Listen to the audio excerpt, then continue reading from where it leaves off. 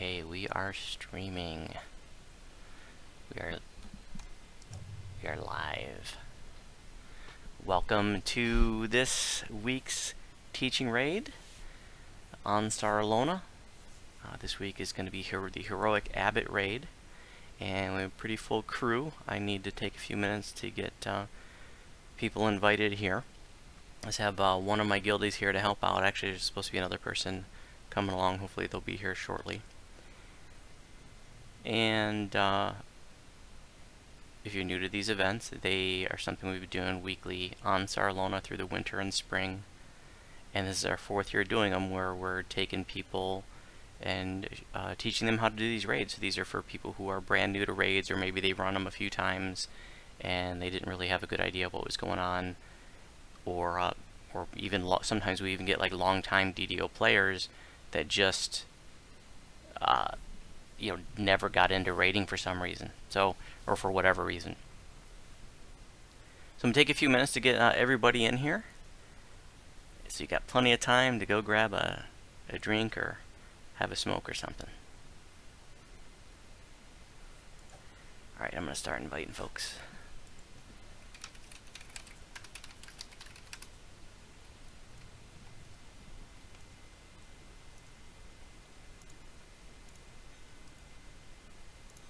Alright. Hey, yes, Sarah, welcome. Welcome, Renar.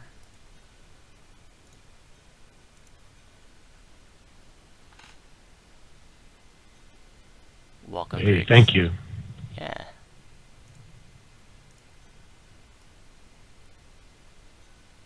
Welcome, Allie.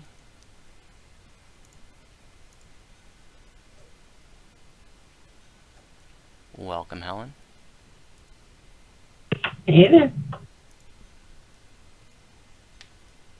Welcome, Thaddeus. Hello. Still got a few minutes before we're going to get started. Just got a couple more people got to invite.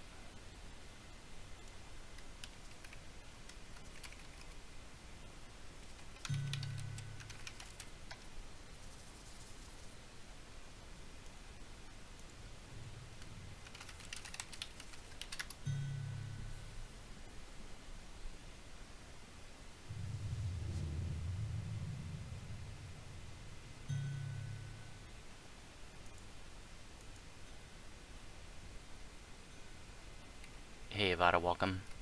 Thank you very much.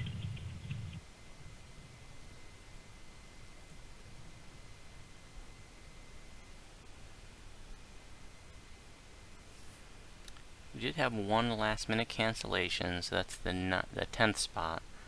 I have the 11th spot is reserved for Guildie, and then we have one more person I think wanted to join to track that person down.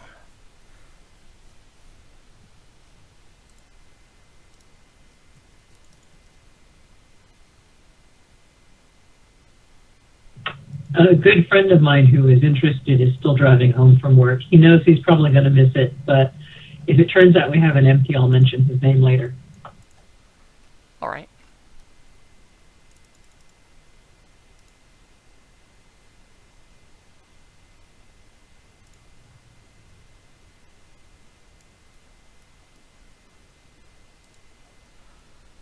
Okay, I don't see the other person on.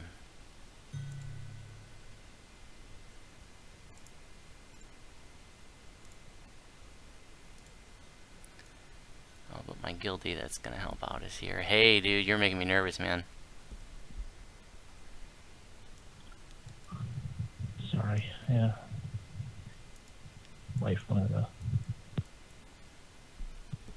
minute or two. Oh, it's all good, dude. I mean, if you got real life to do, I totally understand. You gotta do real life first. Nah, it's all good.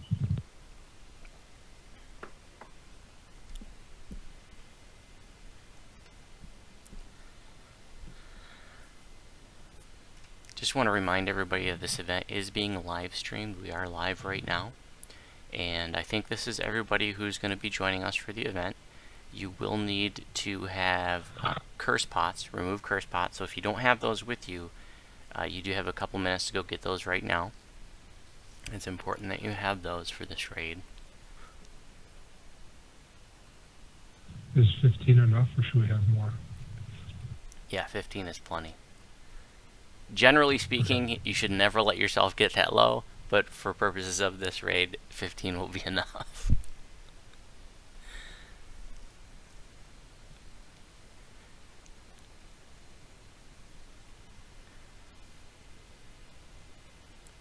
Well, I think everybody here has been to one of our teaching raid events before, but just to double check, is there anybody here that has never joined one of our teaching raid events?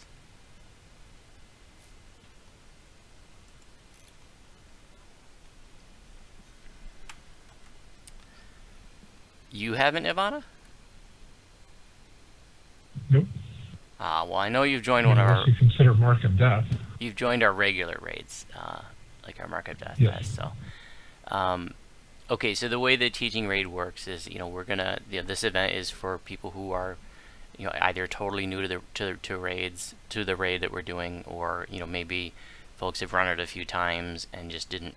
They're still learning it, or even people that have maybe they're new players, or there's just people that just maybe that sometimes we get long-time DDO players that just haven't joined raids for whatever reason. And so we'll be explaining the whole raid. It's a learning environment, so at any point, you're not sure what's going on, you get lost, you're not sure what to do, you want more explanation, don't hesitate to ask, don't hesitate to interrupt me if you're not sure what's going on or you want more information about something.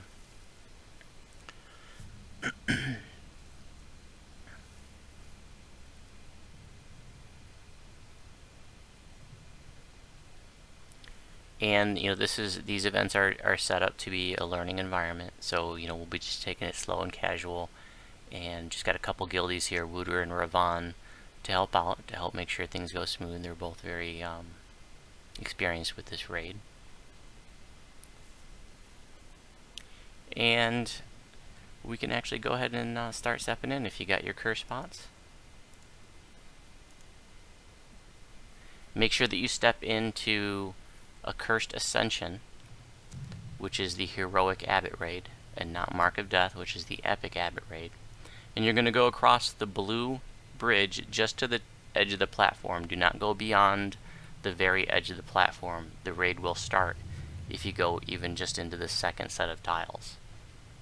If you've done Mark of Death before, this is much more precise in terms of you have to just be barely across the bridge and that's it.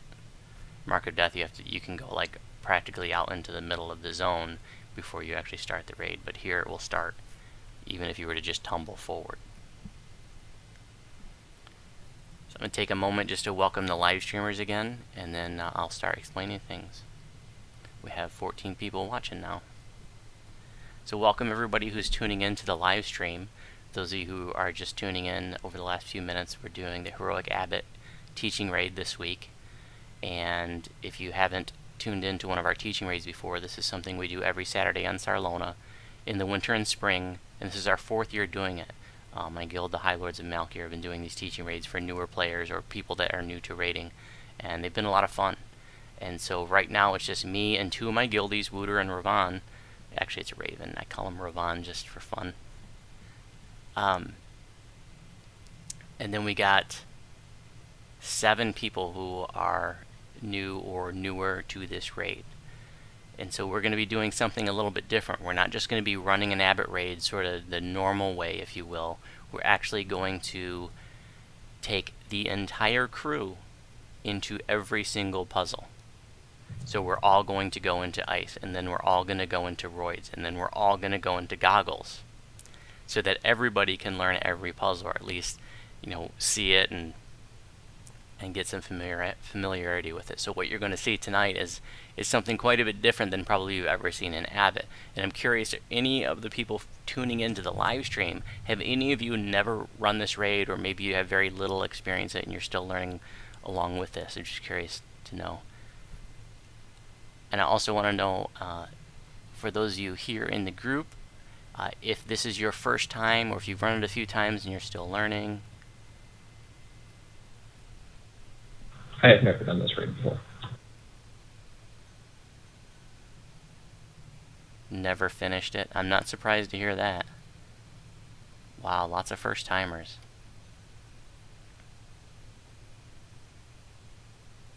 I just asked this question to the live streamers too, and we've got at least a couple folks that have never ran it. So it's really cool that we got folks watching the live stream that are learning along with the rest of us. So what we're going to be doing in this event is sort of not running the raid the traditional way that it would be run. The nutshell version of this is that we beat down the Abbot to 70%, then we complete the 3 puzzles, and then we finish beating down the Abbot, and it's over. But when you do the 3 puzzles, the way that the raid is traditionally run is that everybody will be assigned to a different puzzle, and so the whole group will split up into 3 different groups, and everybody just doing their own puzzle. But if we do it that way, then all of you will only see one puzzle. So what we're going to do is all of us are going to go into each puzzle. And that's not how it's normally done, but we're going to do it that way for purposes of the teaching raid, so that all of you can learn or at least get some familiarity with each of the puzzles. So who here, Ivada, I know you've done Mark of Death before, but has anybody else here done Mark of Death, which is the epic Abbot raid?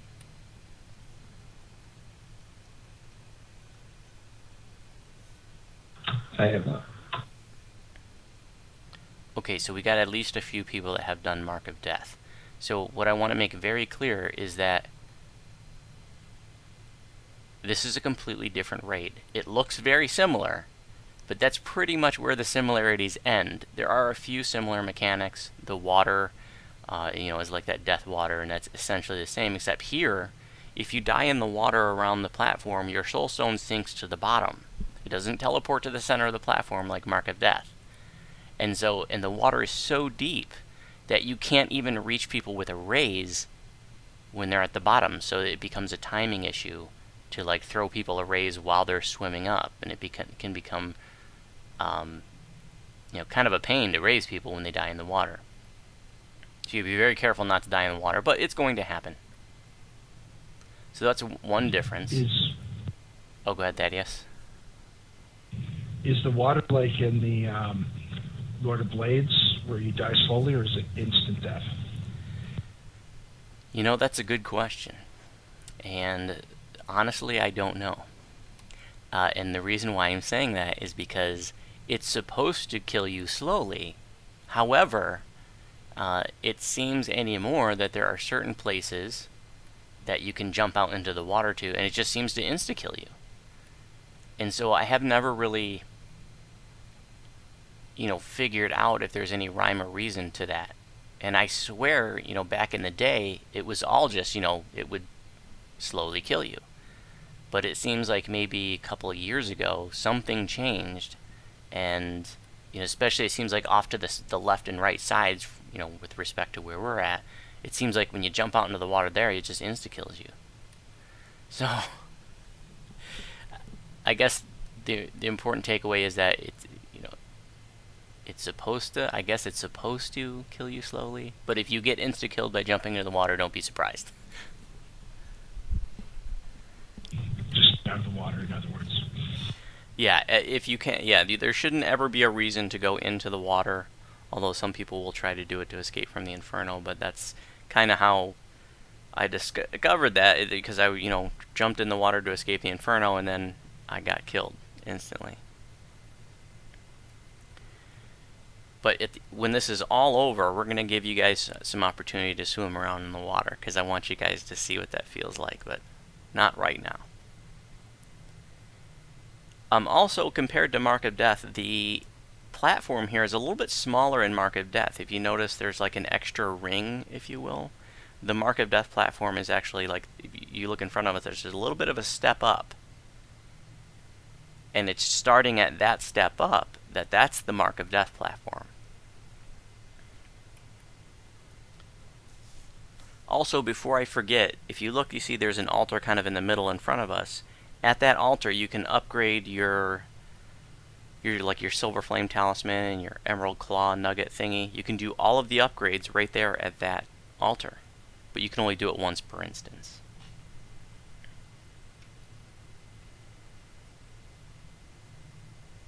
The Abbot will also do infernos and encasements, and disjunctions. He does that in Mark of Death as well, but that's it. There are no Death Knights, there's no Beholders in here. Other than just a few similar things, it's a completely different raid. Now the Abbot is still a Lich, so his DR is Bludgeoning and Magic, and he has a Mantle of Invulnerability, so he's immune to 4th level and lower spells. He's also immune to electric and cold.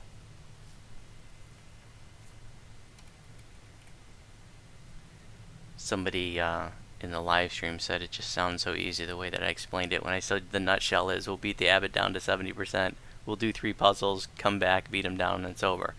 But the reality is it's a lot more complicated than that. And this is one of DDO's most challenging raids from a technical perspective. Beating the Abbot down is the easy part. It's doing all the puzzles and make sure everybody's doing what they're supposed to be doing. Otherwise, this raid can fail really easily. And there's so many little things that can go wrong in this raid. So it ends up being sort of a very non-pug friendly raid. And it can be extremely hard to find a good pug for this raid. I mean, it could be hard to find a pug at all for this raid, but a good one is even harder to find. And I'll also say that the High Lords, we've been running this raid for years, and is personally my favorite raid in the game. And normally we run a Tuesday night Abbot Fest event where it's a public event, and I encourage you to join that, but that event is on hiatus for about another 6 weeks, but we'll be bringing it back. So if you want to run it with us regularly, weekly, I encourage you to look for that event, and I'll be posting, the details will be in the Sarlona forum in about 6 weeks. We're going to bring that back. I just joined a bowling league over the winter, so had to put that on hold. All right.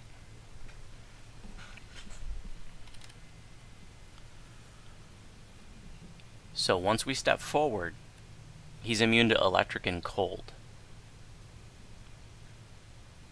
Cool, thank you. Yep. When we step forward, the Abbot will come...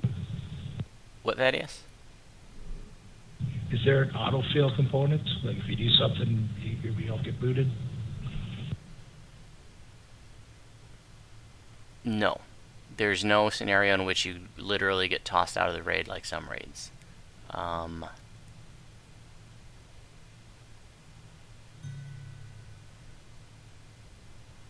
So it just ends up being like a party wipe and no one can raise to finish it. Yeah. Yeah.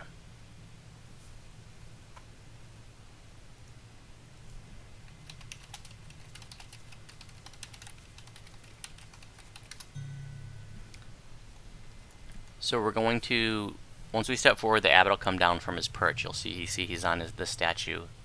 He's on the hand of his statue right now.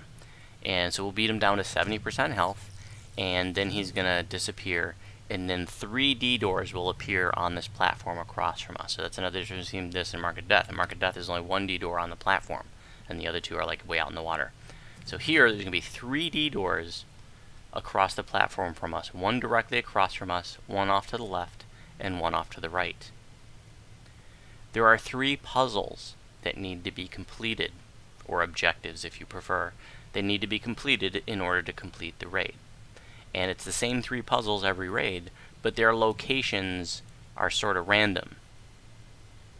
And so the way it'll work is people will be assigned to certain puzzles, but because we don't know which door they're behind, we'll send in spotters to the left and right D doors, and they'll tell us what's behind the left and right D doors. And then by process of elimination, we'll know what's behind the middle D door. And then everybody will go into the D doors that they're assigned to and do their puzzles. And then you wait until all the puzzles are done, and then you come back in and beat the Abbot down. We're going to send in spotters to the left and right D doors so we can figure out what's where. But then, for purposes of this teaching raid, we're all going to go into the ice puzzle. Everybody is going to go into the ice puzzle. Now, Wooter and Ravan, what I'm going to ask you two to do is be the spotters. And if you end up in Roids, I want you to grab all of the stacks of rocks before you die. Okay? Sorry, you broke up. What was that? I was talking to Wooter and Ravan, my guildies. I'm going to ask them to be the spotters. And if they end up in Roids, I want them to grab the stacks of rocks before they die. Got that, Ravan?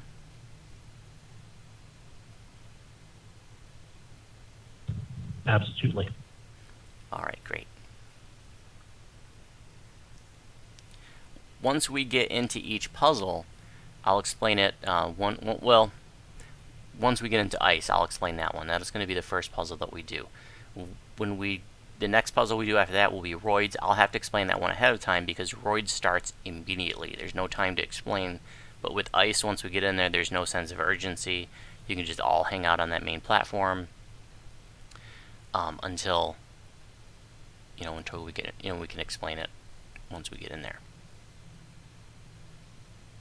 So I'm going to just type in jobs. Just 1 minute.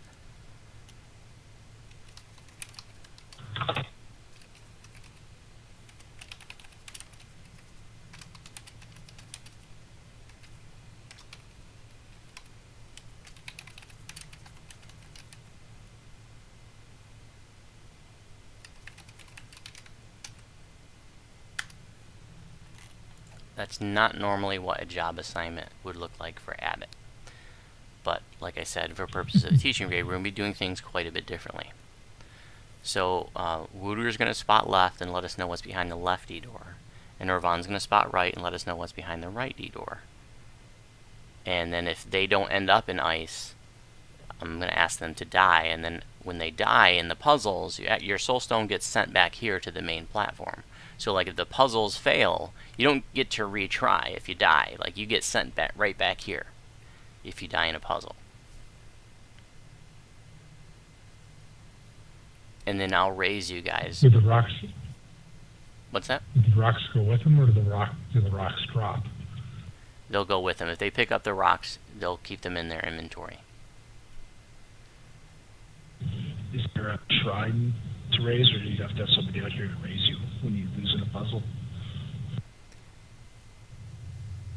You would have to have somebody out here to raise you. And so, but normally you don't have anybody stay out here long term. But those D-doors that come up will be up for like 60 or 90 seconds. So somebody can stay out here like while people are trying to figure out, what's behind each D-door. And so that's what I'm going to do. Is we'll have like 90 seconds to get into these D-doors, so it won't be like a race.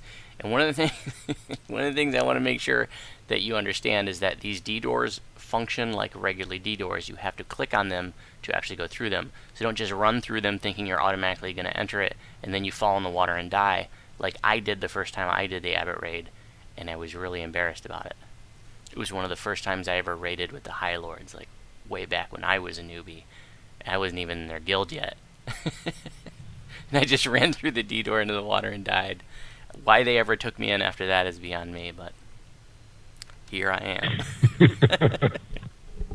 For the humor component. You're like, this guy's a riot. We need to get him. So all we need to know for now is we're going to beat the Abbot down. He's going to take a break. There'll be 3 D-doors. We're going to send in spotters, Wooter and Ravan, who are going to tell us what puzzles are behind what doors. And then everybody will go into ice, okay?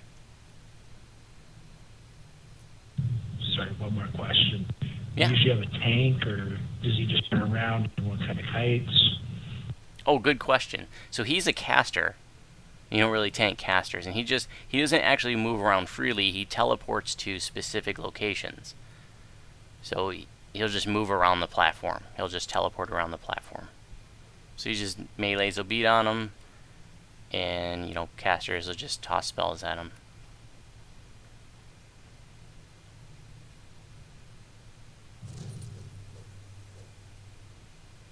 Okay, guys, let's get our last second buffs, and then we're gonna make it happen.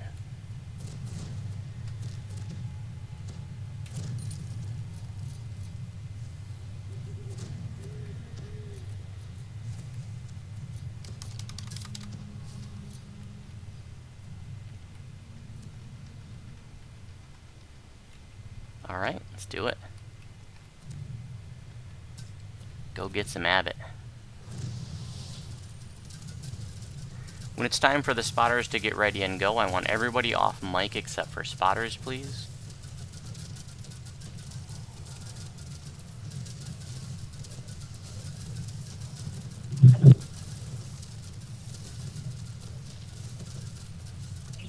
Which one's right again? Canadian left. Okay, spotters in place, please. Wooter left, Ravon right. Spotters go. Everybody off mic except for spotters. If you end up in roids, get the rocks before you die. Left is roids. Grab the roids, Wooter, and then fall off and die, please. Right's goggles. Okay, go ahead and fall off and die. Everybody into the center D door. Everybody into the center D door. Click on the D door.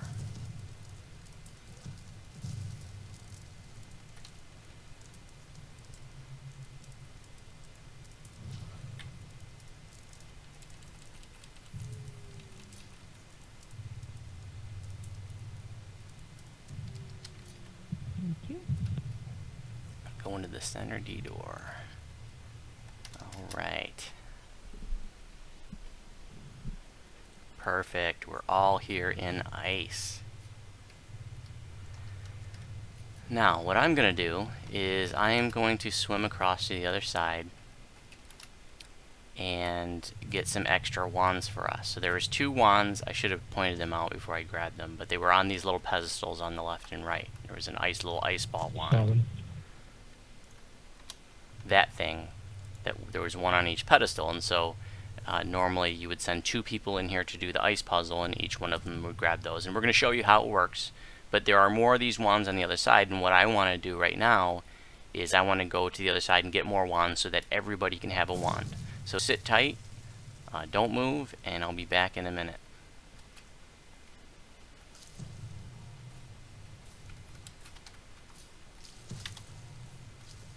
I'm assuming this isn't the same water as out there.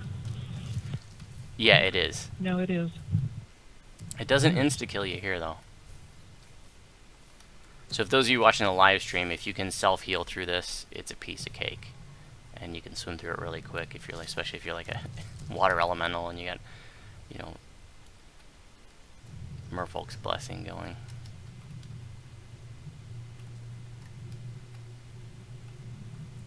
And then when you jump off the platform, you come back up. Seems that usually that'll respawn.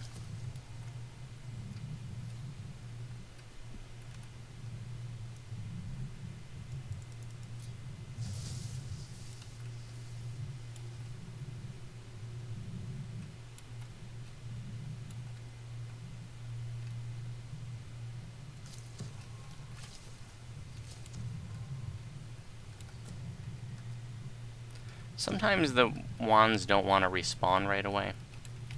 So I'm actually going to swim back and forth a couple times. I have never really figured out, 100% for sure the respawning mechanism of the wands, but eventually the wands on the other end will just sit there and respawn endlessly. You pick them up, more will spawn. So sit tight for another minute.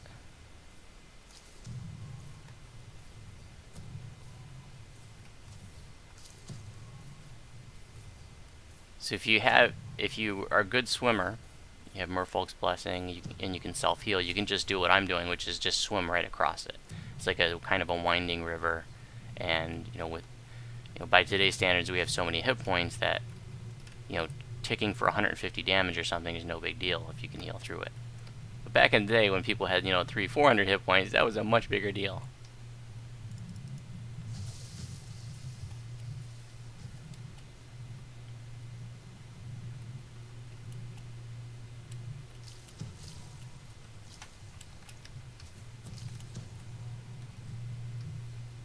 So these wands should be respawning here. And like I said, I don't know exactly why sometimes they don't seem to want to respawn. Have you tried going in the water? Yeah. Wait, did you ask if you should try going in the water? Yeah, can I just try jumping in here for a second? Yeah, if you want to just jump in and jump out, but make sure that you don't stay in there too long. I don't want you to die and lose out on seeing how this puzzle really works.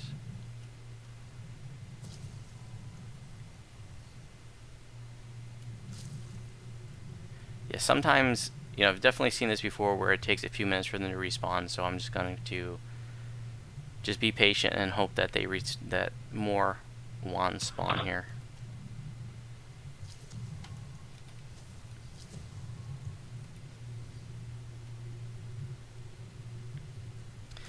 So yeah, Joshua, so for purposes of this teaching raid, we're going to be taking everybody into every puzzle. Takes a long time, but that way, you know, it's fun and everybody gets to see every puzzle. We started doing it that way, I think, last year, and it worked out really well. So we just kept sticking with it. Okay, they're starting to respawn now.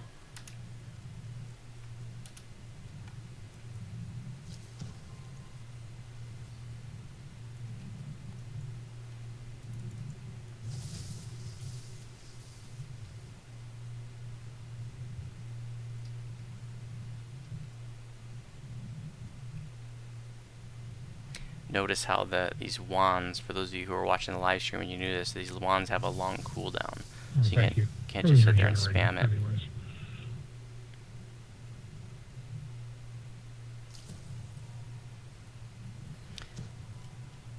Is there a level cap on swim, like there's on jump? That's a good question. I don't think there is, but I don't know for sure. I've never heard that there was. I remember hearing I had about... 84 swim, I go really fast. Yeah, I remember somebody saying, like, maybe 6 months or a year ago, they were going to make a max swim build just for fun. But you could actually get your swim so fast that you can swim faster than you can run on land. Yeah, right now at 84, I run swim faster than I can run.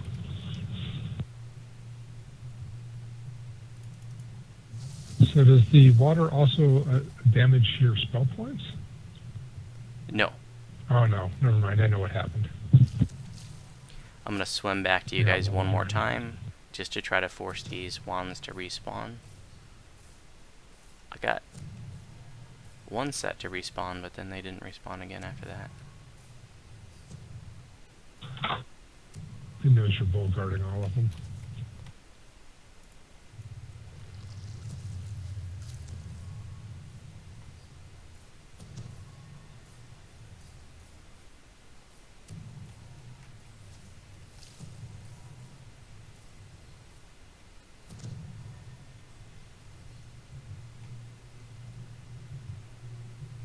Ravon, can you jump into the water, or anybody just jump into the water and jump back out? I want to see if that makes him respawn.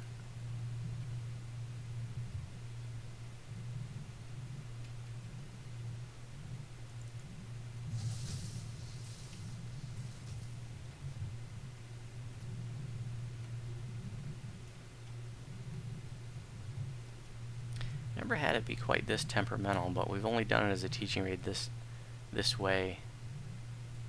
Maybe this might be our third or fourth time doing it this way. There we go, 2 more just spawned. Go ahead and grab that one, Ravon. Actually, grab this one too. You can give this one to Rooter. Grab them both.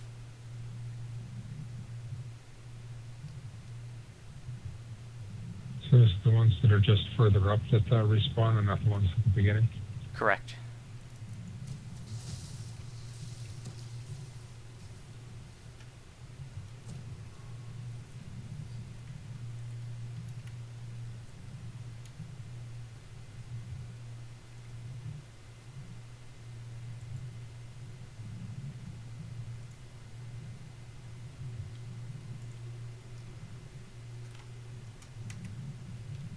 Two more. So we need to freeze our way forward, make our own little ice bridge. Yep, that's exactly right. Okay, we're coming back now with the wands. Yeah, once Ravon got over there, they started respawning a lot faster. So this water seems to work kind of like lava. If you stay in it, you don't seem to take as much damage as if you jump through it. That's exactly right. So that's an important point here and in Mark of Death, that like if you ever get tossed out into the water, like if you get telekinesis out in the water, for example, or whatever reason, you don't want to jump through the water. You know, you don't want to do these numbers here, because you take damage every time you hit the surface, like he was saying, just like lava. Just swim through it. Only jump to get out of the water, or if you have to jump heal yourself. but don't continuously jump. You'll just be taking more damage that way. Okay, so when we first stepped in, I should have first shown you that if you step to the extreme right of the platform, like where I am, you'll see there's a sarcophagus back there. You can only see about half of it from here. And in each of the 3 puzzles, there are 2 sarcophagi that need to be broken in order for that puzzle to be considered completed. And if you look in the upper right-hand corner, in the quest box, it says, destroy all the sarcophagi granting the abbot immortality. 4 left. There was 6, but I already broke the 2 in here. So the important point here is that you can break that one from this starting platform. So you don't have to deal with it like while you're out there, which makes it's just one more complication to potentially mess things up. You just take a throwing weapon or a ranged weapon and you just hit it from here and break it from here before you even start the puzzle. Does it spawn somebody or just needs to be broken? Just needs to be broken. So I'm going to give everybody an ice ball wand now. Don't shoot it yet. Thaddeus, I'll start with you.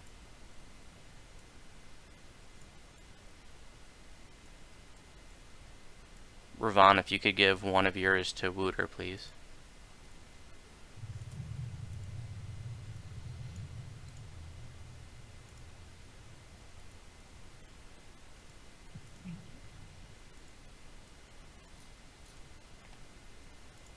Thanks.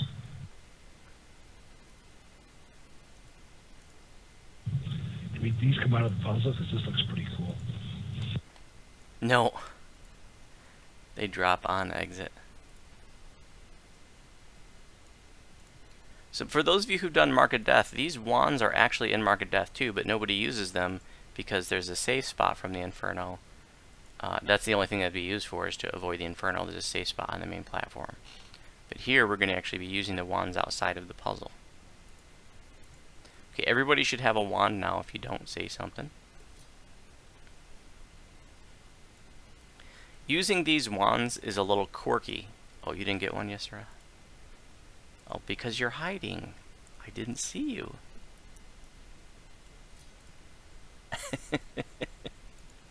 Okay, so using these wands is a little quirky. And what a lot of people that are new end up doing is that they end up just like swinging them. See how I'm like swinging mine like a bat right now? Instead of actually casting it? That's the mistake that people make, and if you do that like while you're out there, you can cause a fail for this really easily.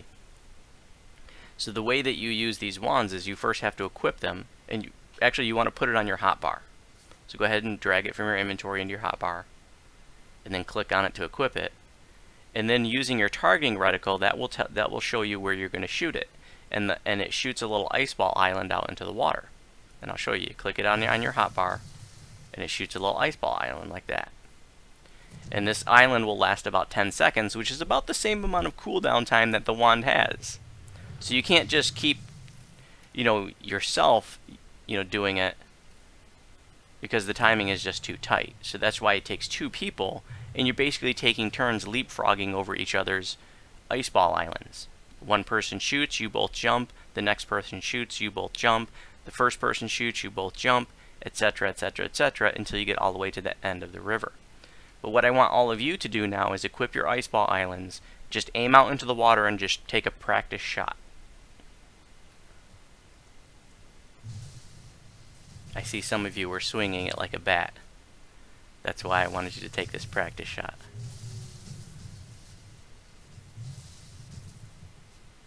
And you cannot be raged. That's good to know. I didn't know that. Never seriously played a barbarian. The next thing I want to demonstrate is if everybody could back up just a little bit, and then Avada, stay right there. What I want to show you is that if you have somebody standing directly in front of you or behind you, stay right there, Avada, then it screws up the targeting of the ice ball island. So let's say Avada's right here on top of me, and I go to shoot it. Watch, it'll probably just shoot right into the ceiling. See how my little ice ball shot right into the ceiling? Because Avada was right in front of me. If he was directly behind me, that would have also messed it up. So the important point here is that when you go to shoot your wand, make sure there's nobody in front of you or behind you, otherwise your ice ball is just going to misfire. And it goes on long cooldown, and so you don't get another chance. Like, you're going to fall in the water.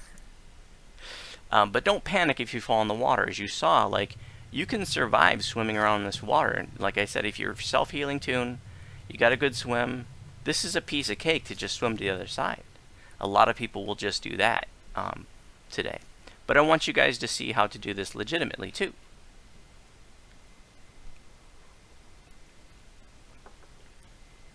So now that we've all taken a practice shot and we know not to have somebody in front or behind us, what we're going to do now is we're going to have we're all just going to shoot our ice ball wands and just all going to go together. And so you would never see this in an actual raid, but for this teaching raid and to have some fun, that's what we're going to do. And so I want to split us up into two groups of the people who fire first and the people who fire second. So we're going to have all the High Lords, so me, Wooter, and Ravan, and let's say Driggs as well. So me, Wooter, Ravan, and Driggs will all shoot first. And then we'll all jump to that first island, and then everybody else will fire theirs from there. And then we'll all jump to that, and then the High Lords will shoot. And then we'll just keep alternating back and forth. Does anybody have any questions before we start?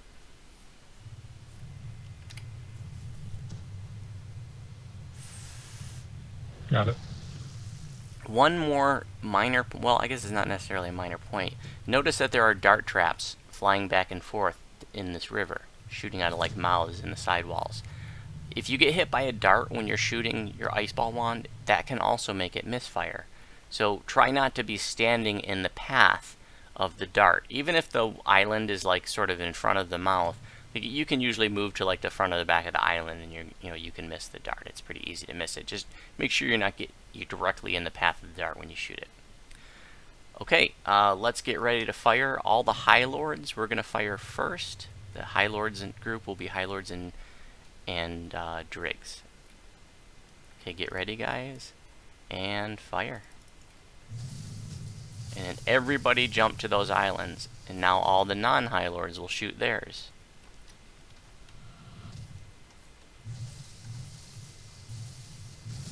And everybody jumps to that island, and now all the High Lords will shoot theirs.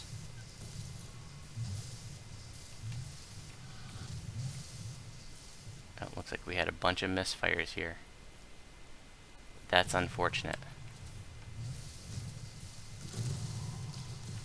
Jump to the island if you can.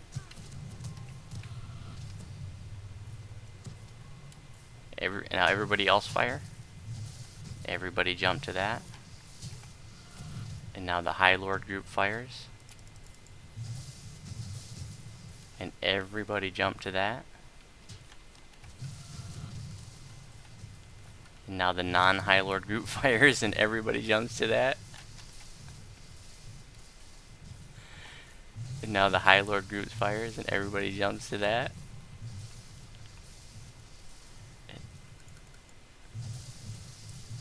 I forgot what group we're on, but we got a groove going here, so.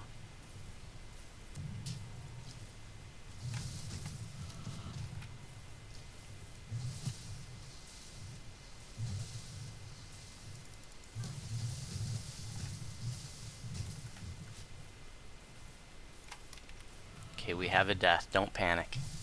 Yeah, they got trapped underneath the ice. It's good that you saw that happen, because that's exactly what can happen. That's what goes wrong here. You get misfires, you fall in the water, you get trapped under the ice. These are the kinds of things that happen.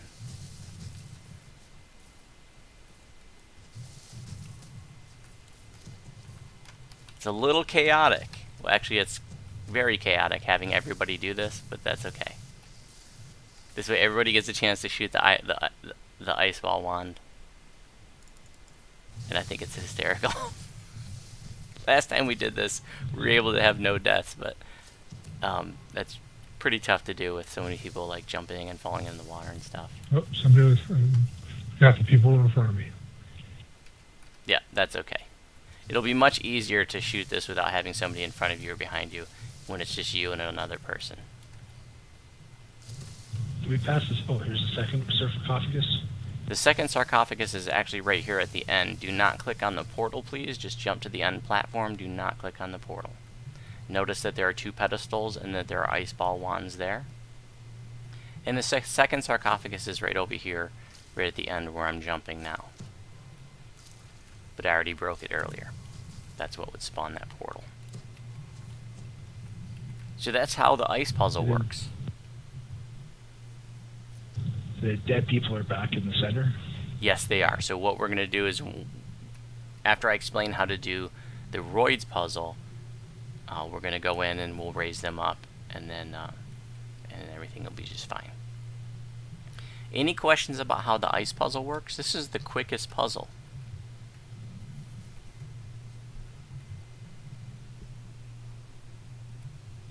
So normally, It's pretty just straightforward. send a couple people in to do it. You don't, and that's all you really need, right? Yep, normally you would just send 2 people, or if you have a person that can confidently swim it and solo swim it, you can just send in 1 person. I personally wouldn't send somebody in to swim it that had less than about 700 or 800 hit points, though. And you want to make sure that they're a good self-healing tune with a lot of hit points.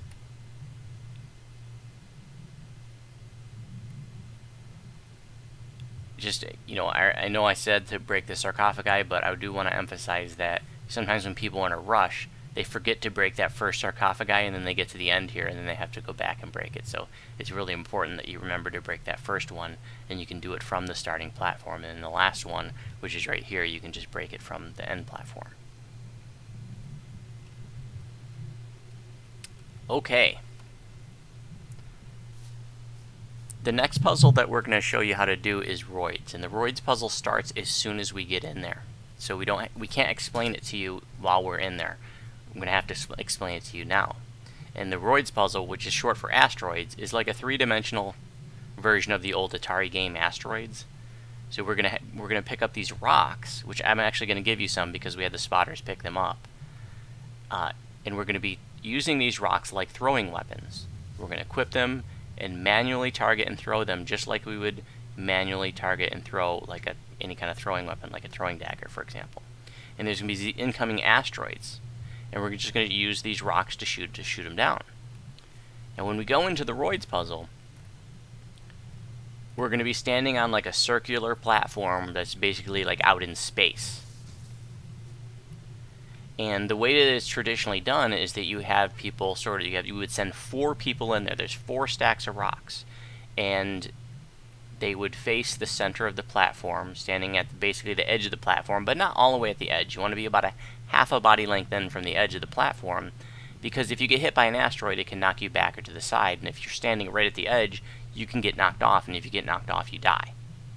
So you want to be a good half a body length in from the edge, facing the center. Most groups will face the center. Some like to face the outside. Most groups will face the center, with the idea that you're covering the person's back across from you. And you're like looking up and down, 90 degrees left and right. And if everybody does that, if everybody covers just the person's back across from them and then looks 90 degrees left and right, then you have redundant coverage on all sides. When you throw the rocks, it's very important that you only just single click the mouse button. If you hold it down even for half a second, you're going to throw 2 rocks, and then if you continuously throw 2 rocks, you're gonna end up running out of rocks before the puzzle is over. It's really important you're only throwing one rock at a time, and don't get overzealous and start like turning all the way around and shooting basically like the asteroids that aren't yours. You just cover the person's back across from you and then look 90 degrees left and right. But you should not be turning all the way around.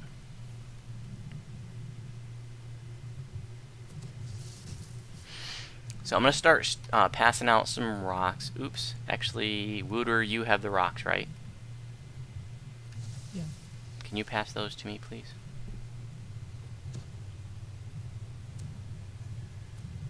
Do the rocks respawn like the ice ones? Yep, so there'll be 4 more stacks of rocks in there. Oh, I want all of them. Gimme, How gimme, do you do gimme. all? You what?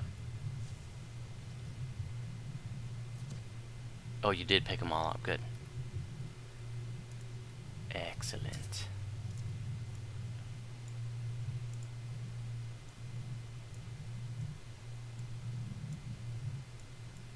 Let's see, we got 10 people.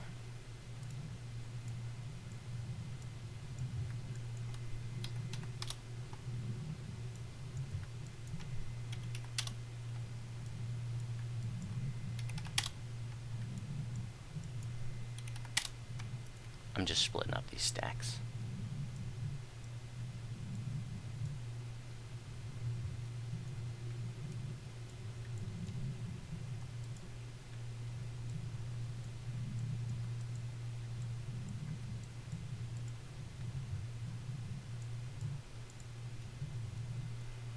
Okay, I'm I gonna. wanted to call out that I normally play in a third-person point of view, sort of almost an isometric view.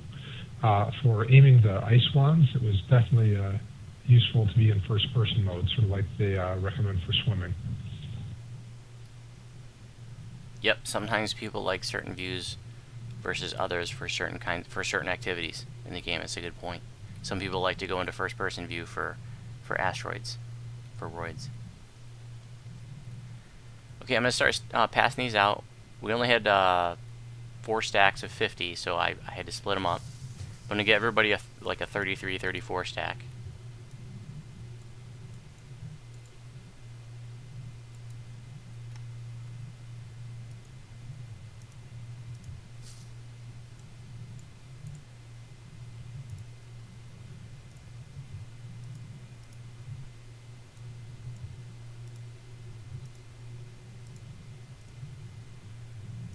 And go ahead and drag these to your hotbar. Thank you.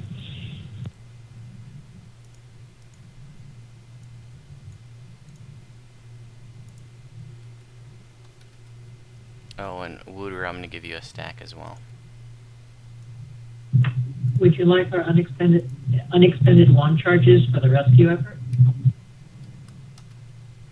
Nope. You can keep those. So what I want everybody to do now is load up the asteroids, or the rocks, excuse me, on your hotbar, and then just click on it on your hotbar, and you'll see they appear in your hand. I can see some of you are doing it now. Good. And then I want you to face away from the portal, because I don't want you to click on the portal by accident. And I want you to manually target, and just throw one, please. I don't want to waste these. It's important that we don't waste these. But just target using your like right mouse button, hold that down, and then single click to throw one rock. Okay. Any questions about how to target and throw the rocks?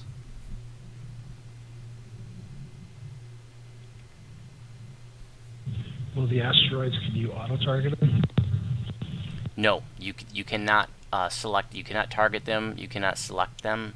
You just have to manually target and throw. So here's the deal. Normally at this point in the raid, you know, we did the first beatdown, and then you would have normally split up into 3 groups doing all the puzzles, and then you would go back in and do the final beatdown, and you'd be done. But we didn't do all the puzzles, we just did the one. So the way that we have to continue, and so the point here is that even if you're doing this raid regularly, if any one of the puzzles fails, you have to go back in and do another beatdown, and then do the whole dance and rigmarole with the 3D doors again, and send the spotters in to tell you what's where. Because once you do another beatdown, the locations of the puzzles change. So in this last instance, this ice puzzle was in the center, but that doesn't mean it's going to be in the center. And again, their locations will re-randomize. It could potentially be the same, but you definitely can't make that assumption. Will the sarcophagi reset themselves, or once we break them, they're done? No, they will not. They will not reset. Once a puzzle is completed, it's completed. Period.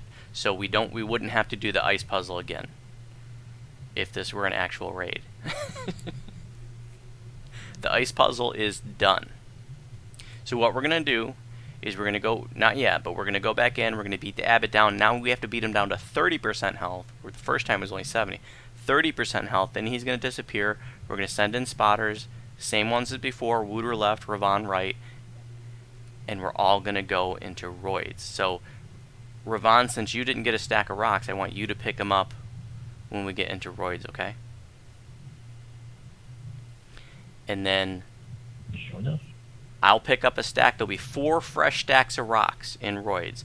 So Ravon and I will pick up 2 of them, and Yesera and Driggs, since you 2 are dead out there and I couldn't pass you rocks, you 2 will pick up stacks of rocks once we get into the Roids puzzle, okay? Okay.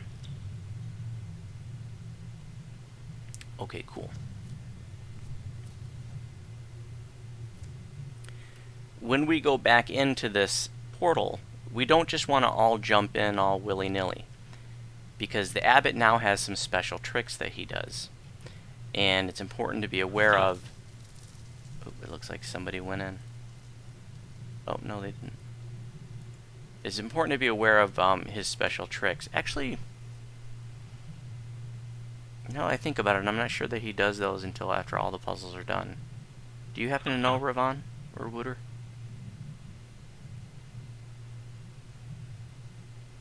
No. I think he will do them, but typically we've been so over level that we run him down before he gets a chance. Okay. Yeah, I think he will. Okay, Yeah, so the but Abbot... sometimes you can go. Oh, go ahead, Wooter. Sometimes when you go and spot it, you'll come out into the Inferno. Yep. So here's the deal. The Abbot's got 4 special moves now, and it's important to know what to do when he does them. The first special move that he does is he summons invisible mobs. No big deal. Firewalls, blade barriers, other AoEs, we'll tear them right up. No big deal. Nothing special needs to happen. The second thing that he does is he can disjunct your gear, making it temporarily non-functional. No big deal. There's nothing special we need to do. But if he gets your striding item or your jumping item, sometimes that can be a little irritating. The third thing he does is he can encase you in a boulder, and so he does this in Mark of Death as well. And the way that you get people out of the encasement is that you throw the rocks that you get from the Roids puzzle. So the rocks that we have right now, you would just throw them at the boulder, and to break people out, you got to hit 3 times. One important little sort of caveat here is that you got to make sure that you don't have something else targeted when you're throwing the rocks at the boulder. Like if you still had the Abbot targeted, it can look like you're throwing the rocks at the boulder, but it doesn't actually, like, it doesn't work. You know, if for whatever reason, the way that it's coded, it doesn't count as hitting it. You want to make sure you have nothing else targeted when you're trying to break somebody out of the encasement. So your focus orb needs to be empty. Basically, yeah. Or you can target yourself. The only other way to get out of encasement, and this is the same as Mark of Death, is to let it time out, which takes about a minute, or die. You'll be taking damage while you're encased. The fourth... Any of the freedom stuff work, like the House P trinket or any of the dreadnoughts, crowd control stuff work? As far as I know, none of that works to get out of it, but if you have spell absorption on, that will prevent you from getting encased. But once you are encased, the only way to get out is to die or to have somebody break you out with the rocks.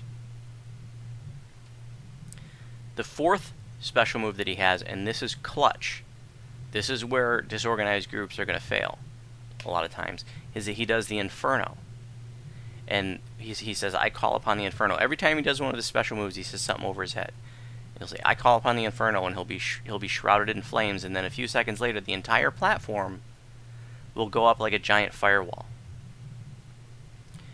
When the Inferno happens, when he says, I call on the Inferno, we'll call it out Inferno, and everybody will run to the north of the platform, which is where we came in at. And we're going to use these ice ball wands that we got from here to shoot a little ice ball island out into the water, and we're all going to jump to that. And that's a safe spot for the Inferno. So this is different than Mark of Death. You could do that in Mark of Death, but most groups don't, because there are safe spots on the main platform for Mark of Death. But remember when I said that platform is actually a little bit different. There aren't any safe spots in the heroic Abbot platform, so we use the Ice Ball wands to make a safe spot. Now, you can use Spell Absorption to absorb the Inferno, and you'll be fine, but we're just going to go and jump into, the Ice Ball Island. An important point here. Inferno curse you? Yes, I was just going to say that. And a lot of even experienced players don't realize that. The Inferno, if it hits you, acts as a curse, and it doesn't show up on your buff bar. You just have to know it. And you have to drink a curse pot if you get hit by the Inferno.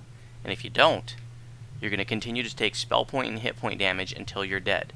So you're going to see casters in Mark of Death and Abbot, and they're going to be like, where'd all my spell points go? It's because they got hit by the Inferno and they didn't drink a curse pot. And their spell points will be gone really quickly. I mean, within seconds. So if you keep taking damage, you're like, why am I taking damage? Why am I losing all my spell points? Drink a curse pot. And like I said, it doesn't show up on your buff bar. There's no way to tell that you have that Inferno curse other than the fact that you're taking hit point and spell point damage.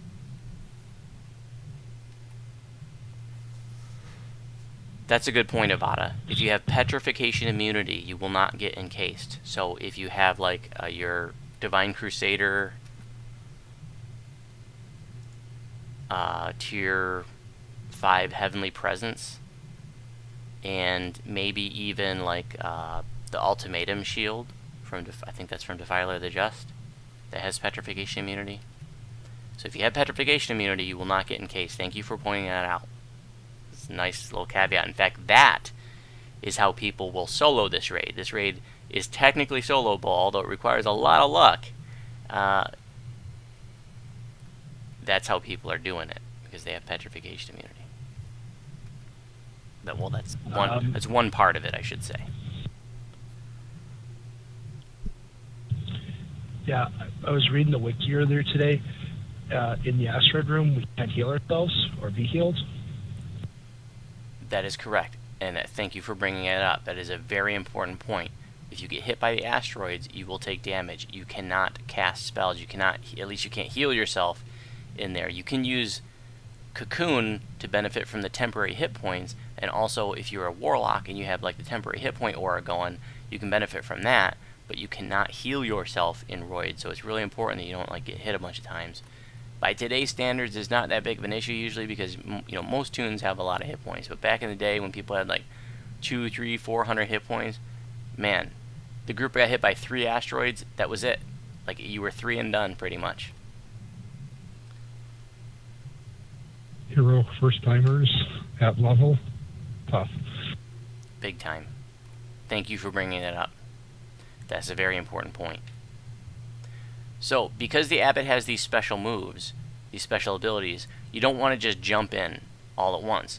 What you do is I'm gonna go in first, as a spotter, and let you know when it's safe. The Abbot can only do his special moves once every 20 seconds, and so what I'm gonna do is I'm gonna go in there and wait for him to do one of his special moves, and once he does that, I know we'll have a 20-second buffer before he'll do it again. So if we all just jumped in there right now, we could all jump into an encasement and die, and it would be over. Or we could all jump into an Inferno, before we have time to sort of get set up. So that's the scenario that you want to avoid, is everybody jumping into an encasement or an Inferno.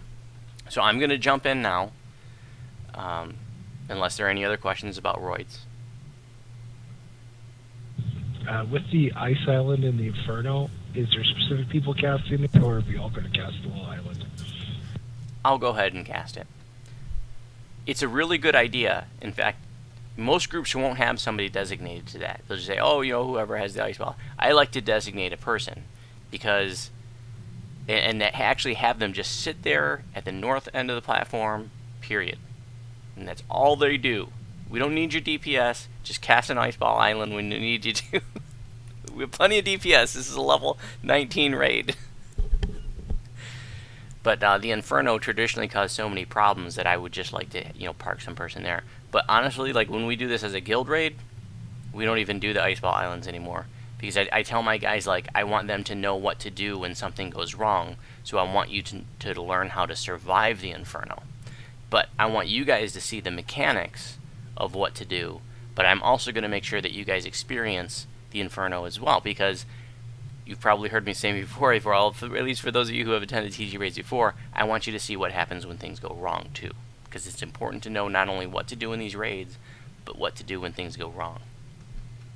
So we're going to go in, I'm going to spot, tell you when it's safe to come in, we're going to raise the dead people, beat the Abbot down to 30%, Wooter and Ravana are going to spot, let us know what's where, and then we're all going to go into roids. Any questions?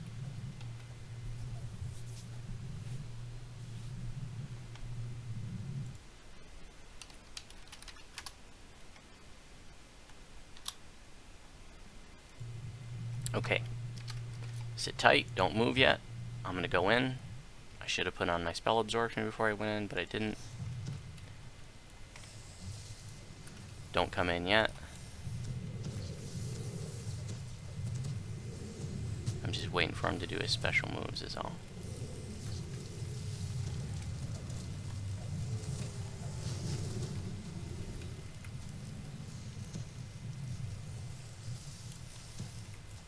Everybody in, everybody in. He just summoned Invisies.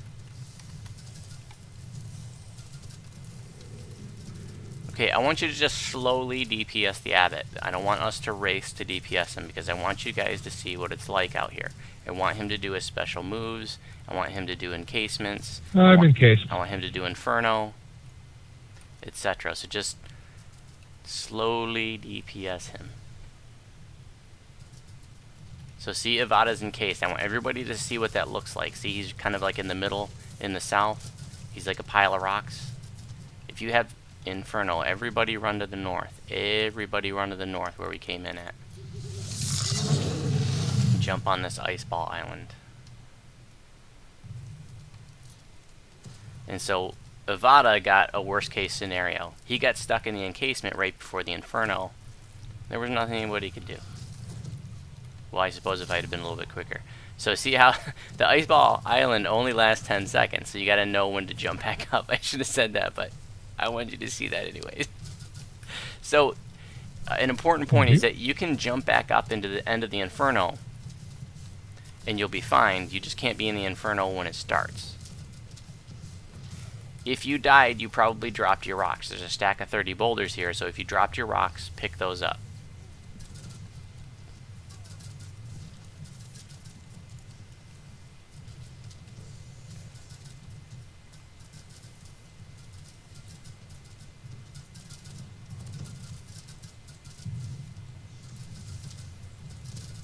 Now, like I said, you can use spell absorption to not get affected by the Inferno. I want you to stop DPS now, guys. Stop DPS. And so if you have spell absorption, when he does the Inferno, I want you to switch to it. You can use your Mantle of the World Shaper. You can use your Jeweled Cloak. You can use your Pale Lavender Island Stone. You can use whatever spell absorption you have. Somebody break her out, please. So next time he does Inferno, I'm not going to throw an Ice Ball Island, because I want you guys to experience it. One more? Thank you. I want you to know, I want you to see what happens. So for those of you watching the live stream, I'm going to switch to my Jeweled Cloak. Yeah, Disjunction is one of the special abilities that he does.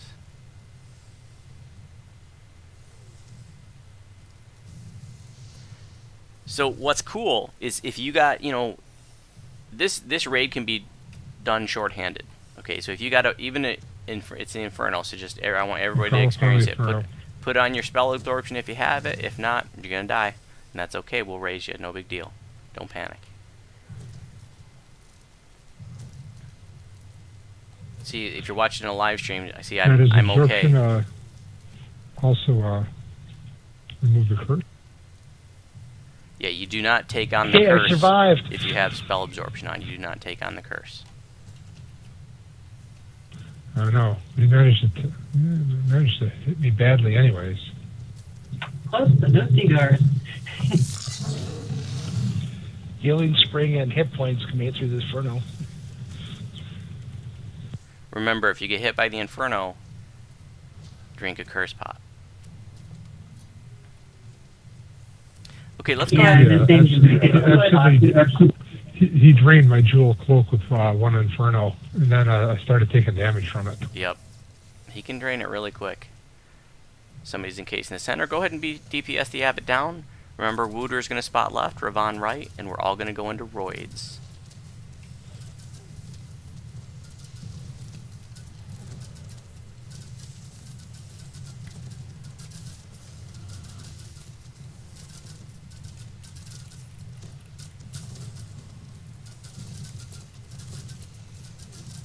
He said, let us see how you play without your toys. That means he's doing disjunctioning.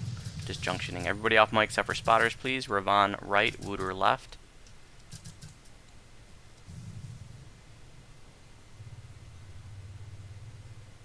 Right is goggles. Left is ice. Left is ice. Center roids. Center roids.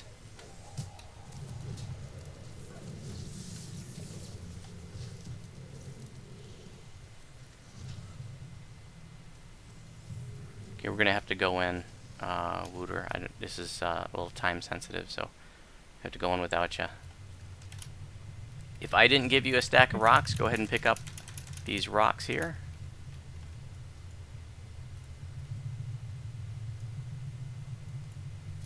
Stand at the edge of the platform. Remember, a good half a body length in, but not all the way back at the edge, because if you get hit, you'll get knocked off and die. Face the center of the platform, and you're covering the person's back across from you. You're panning 90 degrees left, 90 degrees right. You're looking up and down, but you're not spinning all around. You're facing the center of the platform. Everybody should have rocks. If you don't, /sleep in the middle. That's what people do if they don't have rocks and roids. They should /sleep in the middle, because that way you're down low and you're out of the way of people trying to shoot down the roids. If you're standing up in the middle or moving all around in here and you're not one of the shooters, then it just makes it harder for people to like target past you and shoot through you. Well, Ravon, you got rocks. Oh, but you already know how to do this.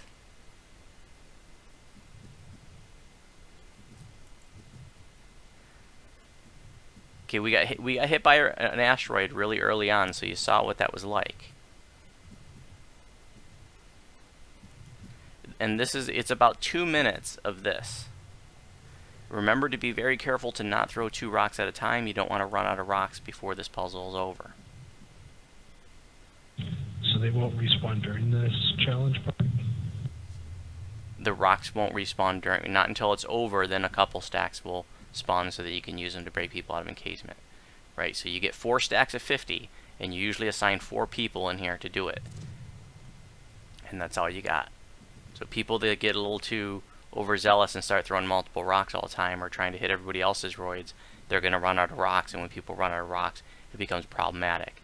But what you should do if you ever run out of rocks, just /sleep in the middle and tell everybody, so that the remaining 3 people with rocks can adjust and make a triangle, and then they can cover. Then they just have to do a little bit extra coverage. When you get down to 2 people, you have to stand across from each other, and now you really have to pan left and right. This puzzle, if you're good enough, you can solo it. You can come in here and pick up all stacks of rocks, and you can solo it. You gotta be quick, but it's doable. So I was saying earlier that if you just have like you and a friend, you want to come in here and practice these puzzles, you can do that. You just come in here and you beat the Abbot down together. One of you jumps into a door to see that that's the puzzle that you want. If it's not the puzzle you want, that person dies. You raise them in the center, and then you go send them into another D door until you figure out where the puzzle is that you want to go in, and you can practice, just 2 of you, any puzzle that you want together. You come in here on heroic normal, really easy to beat down the Abbot with just 2 of you.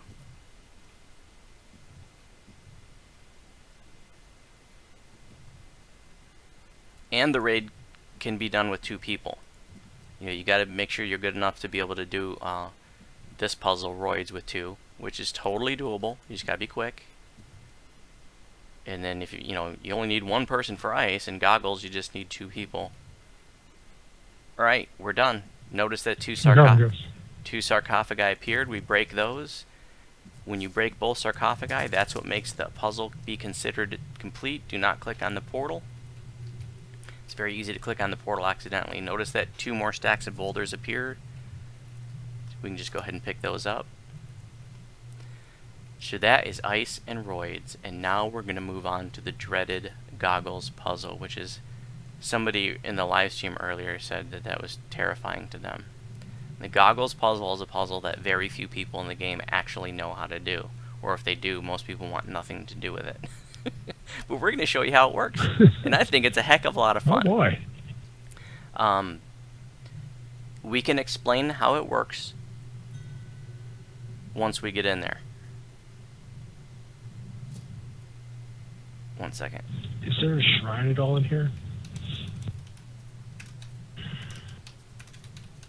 Well, I must have clicked on the portal, so, because I'm inside.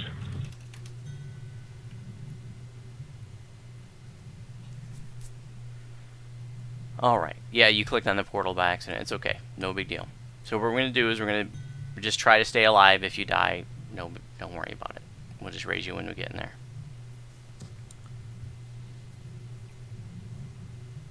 So we're going to do the same thing. I'm going to go in to see when it's safe to come in. I'll call everybody in. We'll beat the Abbot down to 30%. And then we're going to have the spotters go into the left and right D doors again, and then we're all going to go into goggles. But I want to make sure that we go into goggles a certain way. It's very, very, very, very important that Ravana and I go in back to back, because the goggles puzzle is divided into two sides, and he and I need to be on opposite sides. He knows the puzzle well, and he and I do this puzzle together all the time. So it's really important that I'm on one side and he's on the other. So the way that it works, when you go into the goggles puzzle, the first side that you appear on is random, but after that, every successive person that enters that puzzle will appear on the opposite side as the previous person. So let's say if the first person ended up on the left side, then the next person would be on the right, and then left, right, left, right, left, right. I want to make sure that Ravana and I go in there back to back. So Ravana, I guess the easiest way to do that would be for you and I to just go in last. If you and I go in last, then that should work out fine, okay? That'll work. And the only caveat will be is if you end up in goggles, then I'll need to go in there first. Right. Okay, guys, I'm going to spot. Just sit tight. I'll let you know when it's safe to come in.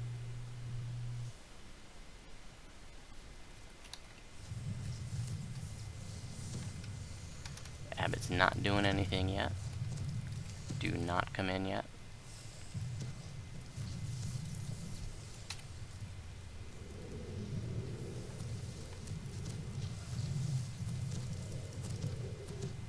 Ooh, boulders responded.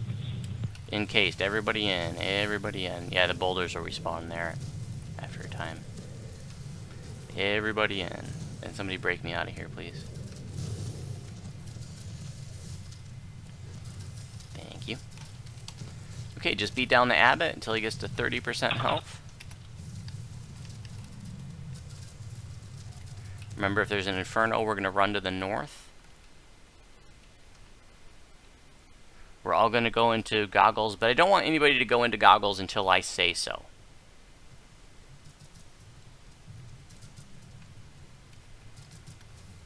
Those D doors will be out for 90 seconds, so it's not a race to get in them.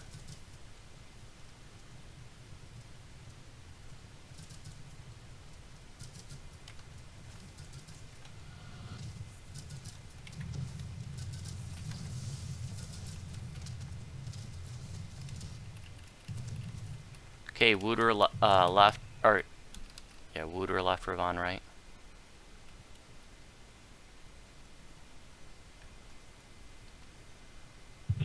Right as goggles come in, Ginger.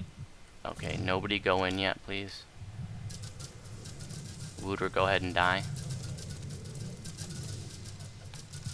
I can swim. We don't have time for that. Or hurry, just hurry, hurry, hurry. Whatever you do, do it fast.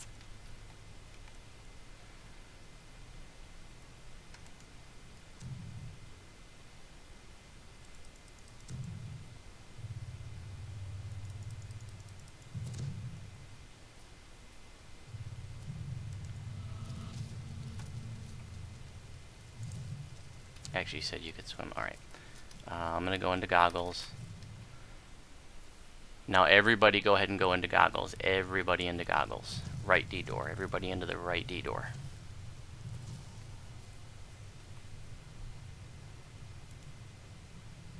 Looks like you got in, Wooter. That's awesome. Good job. Alright. You know, I really wanted to be on the side with the goggles first, but oh well. I didn't think about that ahead of time, and I should have. So,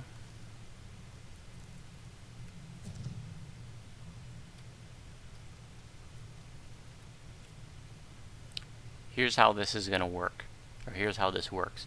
You can see we're separated on two sides, and this blue barrier is separating us. And you'll see there's like a big black pit out in front of us. At the surface of that void, there are actually tiles that are phasing in and out. There's a grid of them, 4 rows wide and 12.5 tiles long. And they're phasing in and out, and we can't see them, but on the other side there's a set of goggles that allows the person wearing the goggles to see the tiles on our side. And so it's their job to guide us across these invisible tiles. They can see them, and they have to give us instructions, and we have to follow their instructions, and then they lead us across the other side. So what this puzzle is, it's just an exercise in giving clear instructions and then following those instructions perfectly. Ambiguity is really... Oh, is that all? That's all. Ambiguity is really, really, really bad in this puzzle.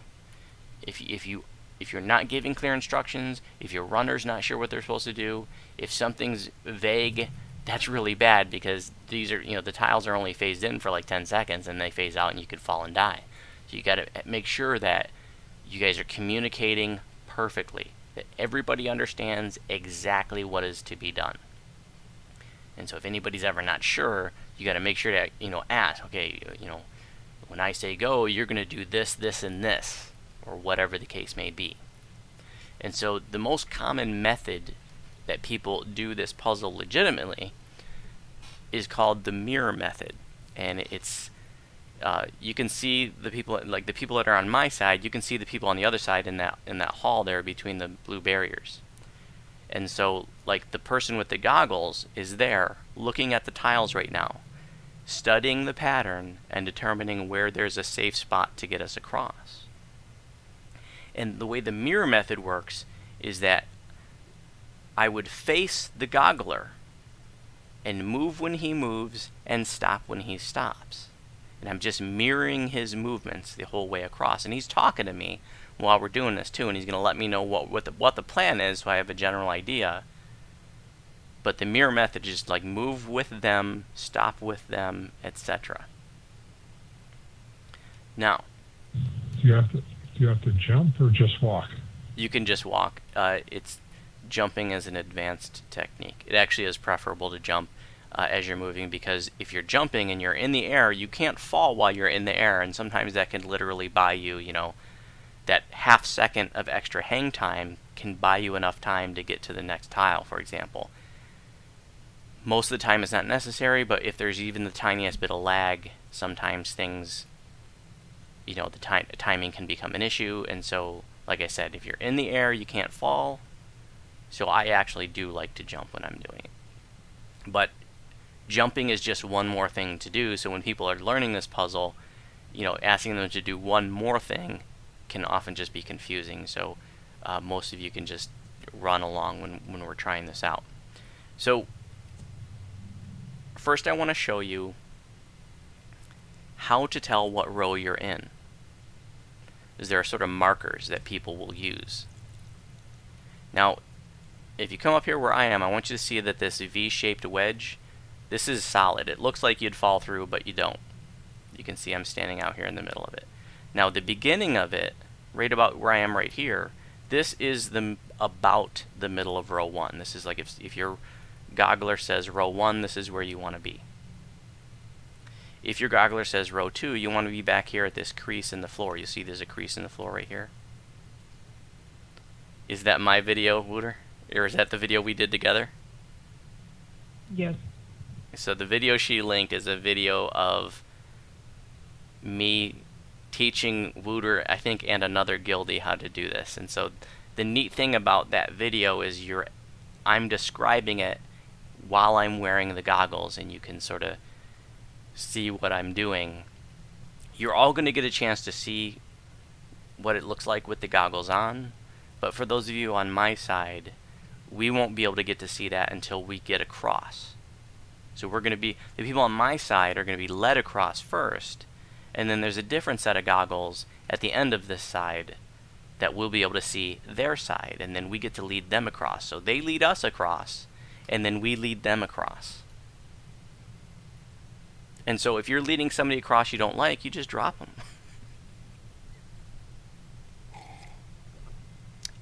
And then everybody gets a good laugh. Alright, so this is row 2. And then if you step back to the next crease, this is about the center of row 3. This is your marker for row 3. And then for row 4, there really isn't a good marker. It's just the same distance back. It's basically just right in front of this second pillar here. Now you wouldn't want to go any further back. It's very dark back there, and you will fall off the back edge. So don't keep going back there. You'll fall right off. This is row 4. And then also you can fall off the front edge too. So you don't want to go any further than I am, like up here. You'll fall right off and die.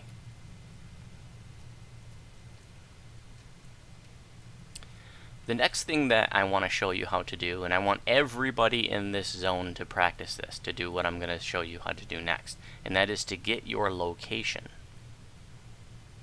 Because we're actually going to be strafing, which is sidestepping, so hopefully you have strafing keys set up. And we want to get our location set, our facing direction set exactly, like perfectly, if you're on my side, perfectly south, so that when we're strafing, when we're sidestepping, that we're staying in a perfect line and we're not drifting forward or backwards. In this case, we're not drifting north or south, because if we're not facing perfectly south and we start strafing out there, once we get like halfway out there, we could drift right off the front or back edge of the tiles. We want to stay perfectly centered in that row. So I'm going to show you how to get your location to tell you like what direction you're facing. You're going to type /LOC, and you should see some numbers come up.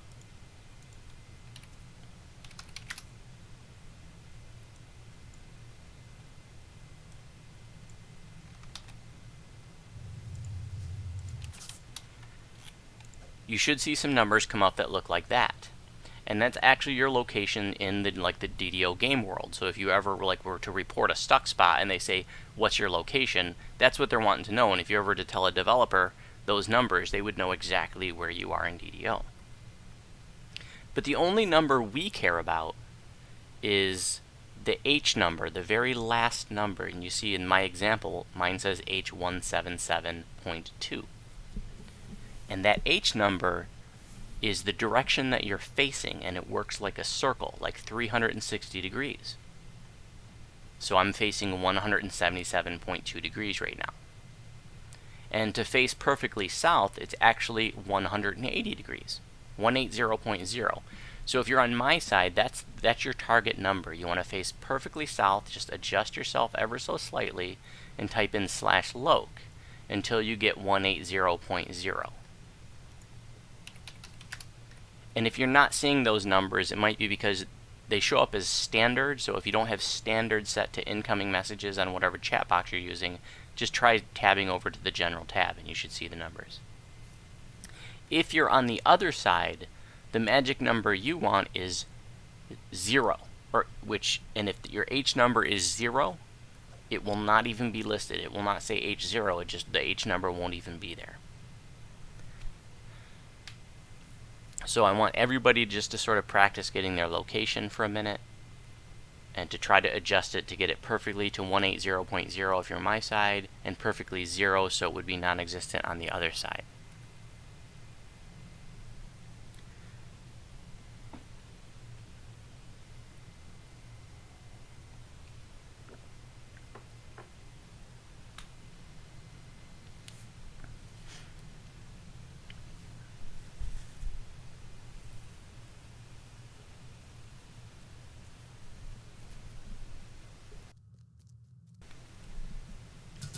Any questions about getting your location?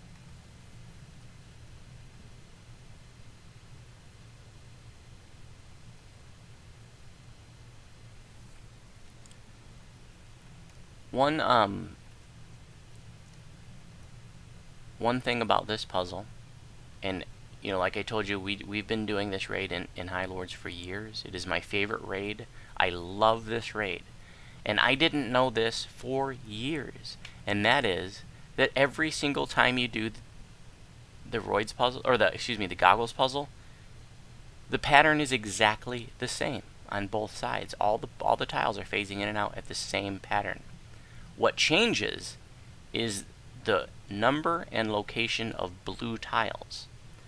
Now, I know that you can't see this unless you have the goggles on, but most of the tiles are phasing in and out, but there are some tiles that are blue in color that are static. They don't phase in and out, so they're like safe spots. Sometimes there aren't any of them, and I've seen as many as like 12 and a half, maybe even 13 or 14. But basically, if you have a few of them to work with, consider yourself, lucky. Because like I said, sometimes you don't get any. It's just random. So that's the part that changes: the number of blue tiles and the locations of those blue tiles. But all the other tiles are phasing in and out at the same pattern every single time you do this raid.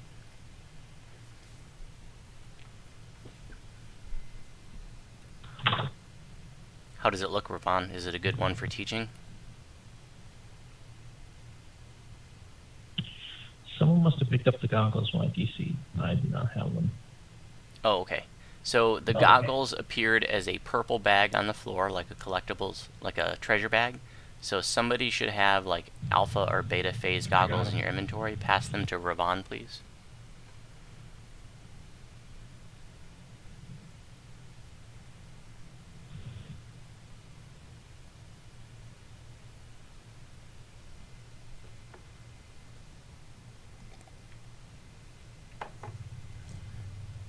I didn't even see that you DC'd. Yeah. Thank you. So earlier I said, people have soloed this raid, and not very many people have done it. In order to solo this raid, it requires some luck to get across goggles. Now, there are certain techniques that you can use, because you're basically doing it blindly. There are some techniques that you can use to increase your chances, which we won't be talking about. But if you ever tried to solo this, you would have to, more or less be lucky to run across there in the blind. So, first person in is up on the tile side or the goggle side? The side that the first person that steps in the puzzle will be on is random, and then every successive person appears on the opposite side. So what happens if you end up on the goggle side? Well, you want to send 2 people into goggles that know the puzzle. And both sides are essentially the same. Both sides have a field of tiles and a set of goggles. So, if you're on the other side, like, you get the goggles first, and you can see our tiles. And if you're on my side, we have to get led across it first, and there's another set of goggles at the end of our side, and then we lead you across. Does that make sense? Got it now. Yep. Row 2. How many blues do we have to work with? 5, but 2 of them are pretty useless. Okay, well that's good. So what I want to do is I want to get us. You can start with me, and then you can get everybody to that tile. How's that sound? Yeah, it sounds good. So if you're on my side, I want you to get your location now. We're going to be in row 2, which you are, good. And then I want you to get your location set to 180.0. And you don't, if you didn't know, you don't have to type /LLC every time, just hit the up arrow.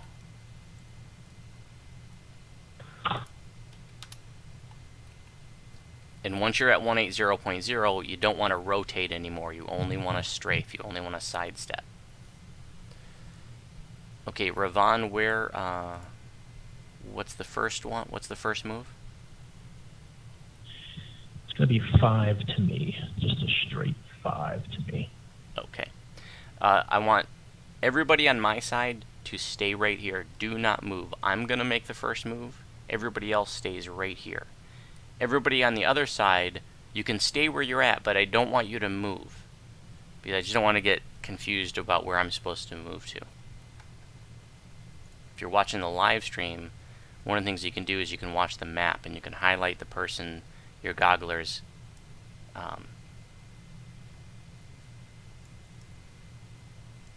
their little blue bubble here. Alright, let me know when you're ready.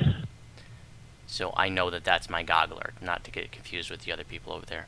I am ready. Remember, everybody on my side, do not move. I'm going to go. You guys stay here, please. Everybody off mic except for gogglers, please.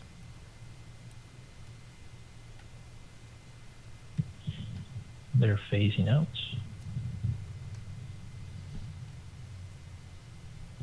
Get ready. 5 to me. Go.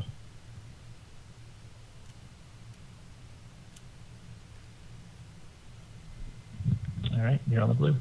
Cool.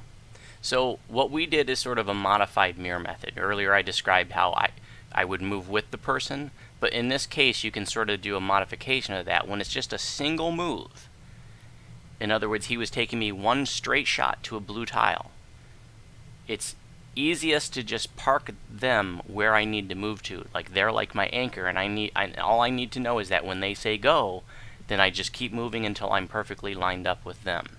And so when you're doing, and it takes sort of one variable out of the equation. It's one less variable to deal with, because there's so many, as you can probably imagine, there are so many little things that can go wrong here that, you know, less variables is better. So if it's a single straight shot to a blue, you can have the goggler like stand out in front of that blue and they'll just tell you when to move to it. You could do the mirror method. I'm just saying we like to do it this way because it's just a little bit simpler if it's a single straight shot. So if you could take a minute to give everybody the goggles so that they can see what it looks like over there, Ravon. Sure. So Ravana is going to trade you the goggles. Go ahead and equip them and just take a minute to look and then pass them to the next person. And I want everybody on that side to see what it looks like.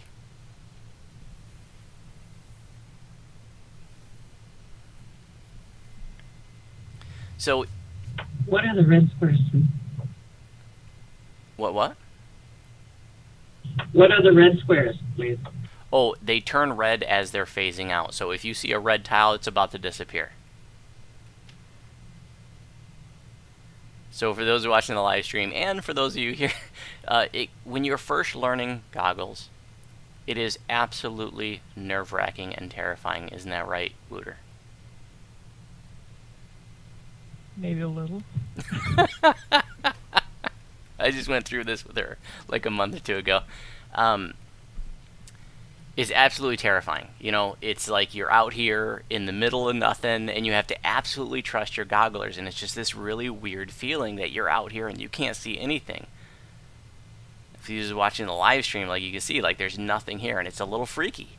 But one of the things you got to remember is it's just a video game, and if you die here, you won't die in real life. I promise you. Actually, I can't make that promise, but more than likely, you won't die in real life. So, it's easier said than done. But, you know, just remember, it's just a game. We're just having fun. It's no big deal. I don't want you to sweat all over your keyboard. I don't want you to get nervous. Remember, like, this is just a teaching raid. We're just having a good time. No big deal.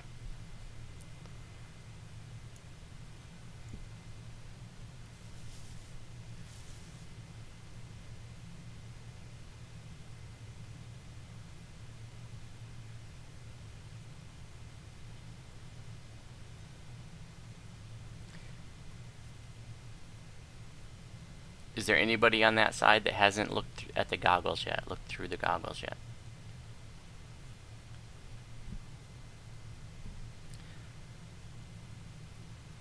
So we're not going to be teaching you how to lead people across. I mean, this is a puzzle that if you really want to learn it, you need to be dedicated, and you need to come in here with like somebody who's going to be your goggler, and you two learn it together. And like Ravon and I have done this together countless times.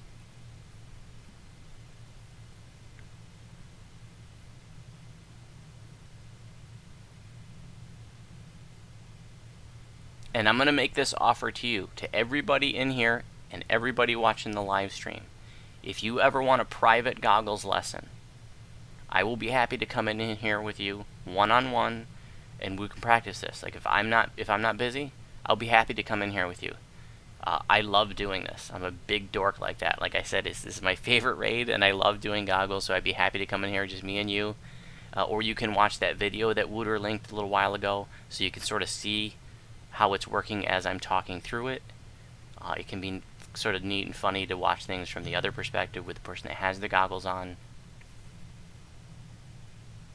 But yeah, don't hesitate to send me a tell, and if I'm available, and anybody watching the live stream, if you're on Sarlona, I will be happy to do a goggles lesson with you. I think it's a lot of fun. So what? Is there kind of Go ahead, buddy. is there a bit of kind of a standard game-wide theory for doing this, or is it all kind of personal? I'm sorry, what now? I didn't follow your question. For the goggles, is there kind of like a standard way of doing it if you did pug this, or is it all kind of personal? We're showing you sort of the standard, legitimate method of doing this. Thank you. Some people, you'll see some people do it silently. Like they're just doing the mirror method and they're not even saying anything. They're just following the other person.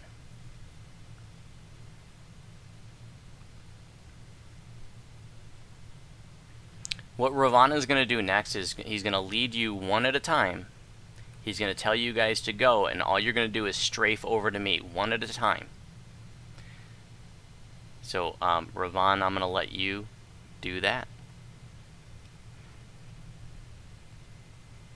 Yep, okay. Sorry, I didn't mean for that to get on live stream. Easy out. Try to mute the mic when I'm clearing my throat, but I forgot that time.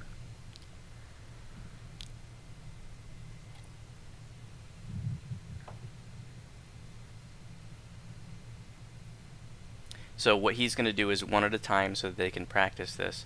He's just going to tell, like he's going to pick a person and that's tell not them good. to go, and they're going to run all the way to me. It's the second time.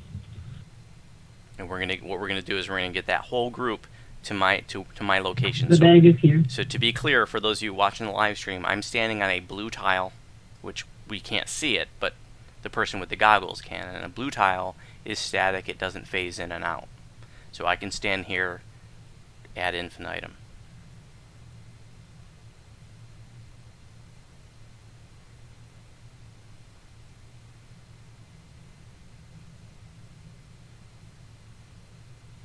Do you mind if I grab it and watch some more while Ravon is coming back on? Oh crap, I didn't even see that he DC'd. He's back. He's back. I really, really wish there were multiple sets of goggles so that all of you could watch as this is happening, but there's not really any way to do that. There's no good way to do that anyways.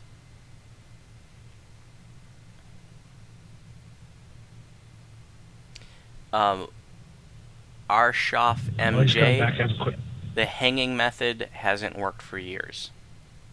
That's how I originally learned it. So I know what you're talking about, but that hasn't worked in a long, long time. They're phasing out. Get ready. Go to Ginger. Oh, okay. He was going to do us one at a time. Send us one at a time. I want you to pick one person at a time. Sorry. Oh, okay. I can't tell who's over there. Do Avada. He looks ready. Okay. Nevada. They're phasing out. Get ready. Go to Ginger.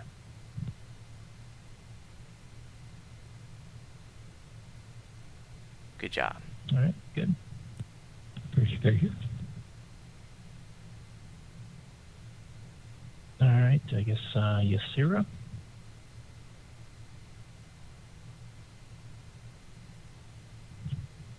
All right, they're phasing out. Get ready. Go to Ginger. Didn't know there was a little drop down there. My heart sort of jumped when I fell. I told you it's nerve-wracking your first time. All right, Renar.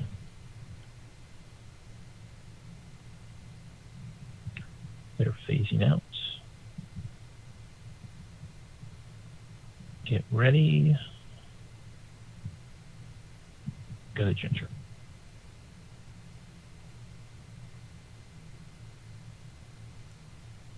Noise. All right, Triggs. Looks like you lost one.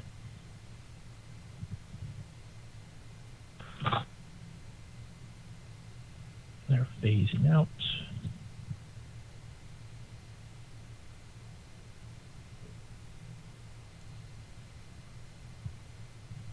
Get ready. Go to Ginger.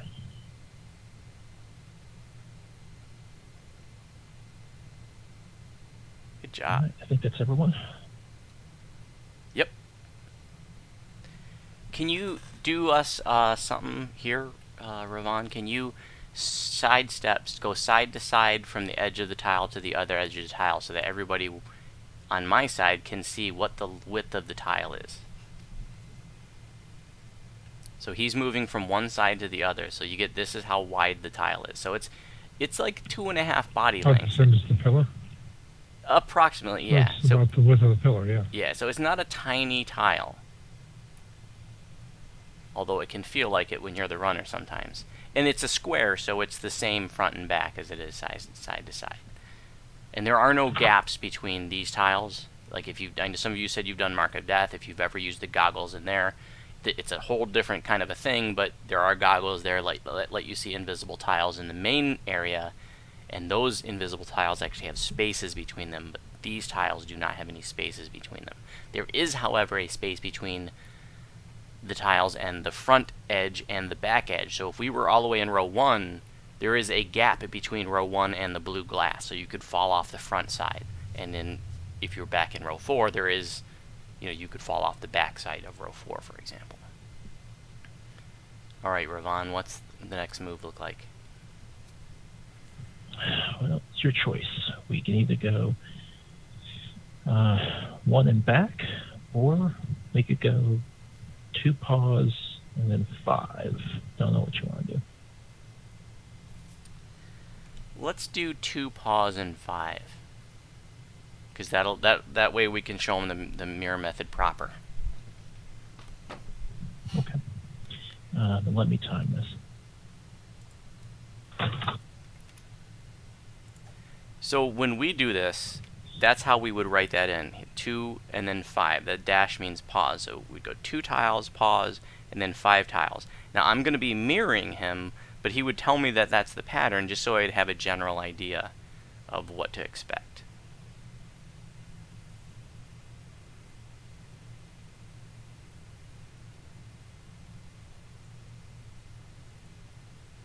Now sometimes it can be hard to see the goggler, so if they can light themselves up, a red fire shield, displacement, for example, those things work really well. If nothing else, they can get naked if they have dark armor on. If they have Shadow Dragon armor on here, really, really hard to see them. So, Ravon, if you have red fire shield or displacement, if you could toss those on yourself just as an example.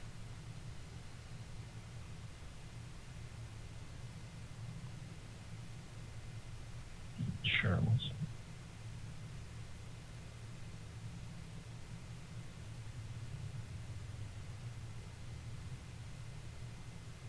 And normally, if you were doing shadow armor, if you're doing this like in a regular raid, you wouldn't want to have a bunch of other people out there in that aisle, because you want to make sure you're totally focused on your goggler and you're not getting confused about who you're supposed to follow. But because this is a teaching raid, it's okay that they're there.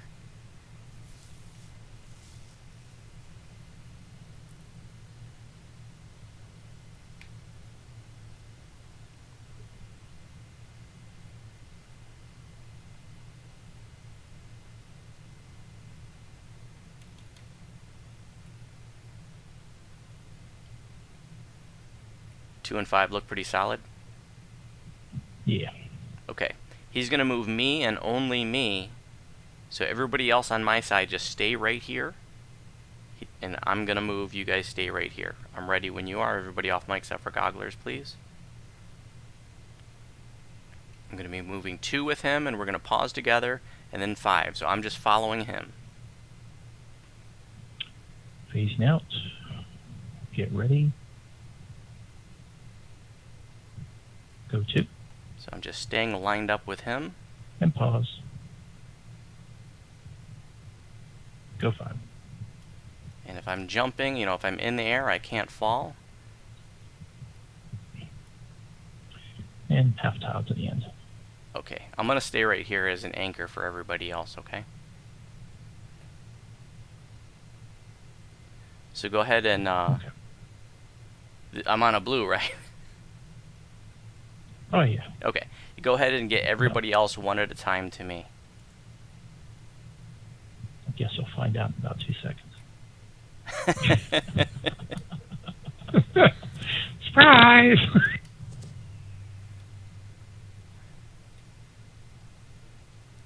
All right. Nevada. Well, Yes, sir. you first. All right. So again, it's 2, pause 5. And what I usually do is I say, go 2. And then when I move 2, you follow me. And then I'll say pause. And then when I'm ready for you to go 5, I'll say go 5. And you'll follow me. All right. All right, they're phasing out.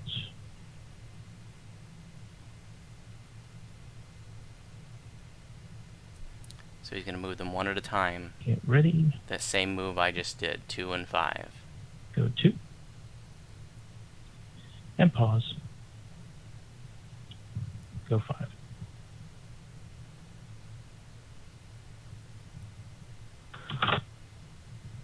There you go. Nice job.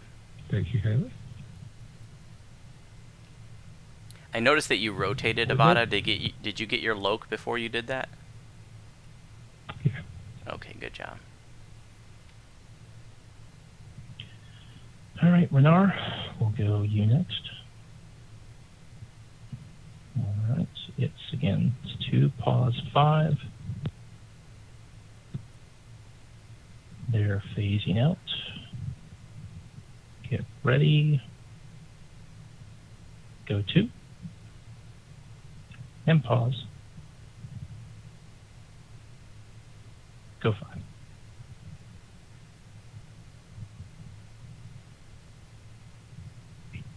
And you're good. Nice.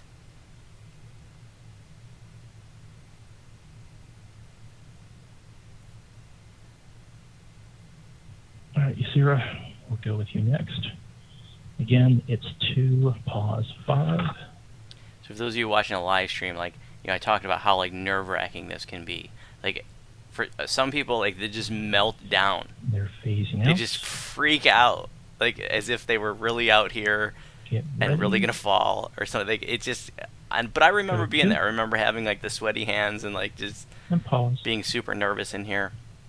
But learning goggles can be a lot of fun, and if you're a big dork like me, you want to learn every aspect of this game, and so I love this puzzle. All right, good. And when you have a good goggler, like Ravon here is really, really good at this.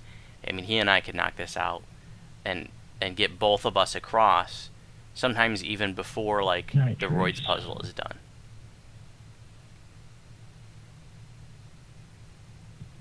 Same pattern, 2 then 5.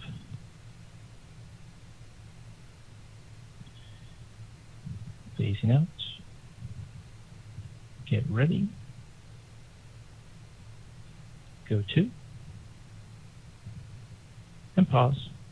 It's a really good team building exercise too. Like if you get a guildie or a good Go friend, 5. or if you're teaching others, this is a really good way to bond. I know that sounds funny, but you know, And you're good. ooh, you Drake, way back overshot up just that. a little bit. Yeah, there you go. Yeah, here's You were lucky. But yes, it's good. It's good team building. It's everybody really can turn to face the creates a end. really good bond between Half you tile and your to the end. goggler. And when I say go, you can just jump to the end. You can use Leap of Faith or Canvas Boots or Lunge, I think. Deep Acrobat. Yeah, so But you I'm can- just going to show you, like, if you're close, you can just use wings or something to get across. But I do want you to be aware, if you're going to be running, there is a lip. You have to jump up. And so if you are, like a lot of people their first time, especially if they're strafing to the end, they get caught up on that ledge and they don't realize what's happening, and they get caught up for a few seconds and then they fall because they didn't really realize they needed to jump.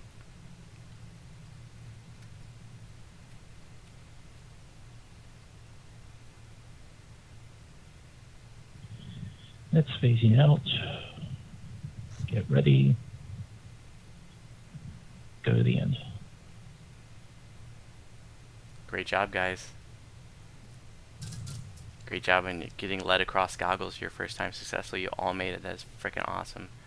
So notice that there was a sarcophagi back here that we needed to break. Remember, there's 2 sarcophagi in every puzzle. So notice how in the upper right hand corner in the quest box it says 1 left.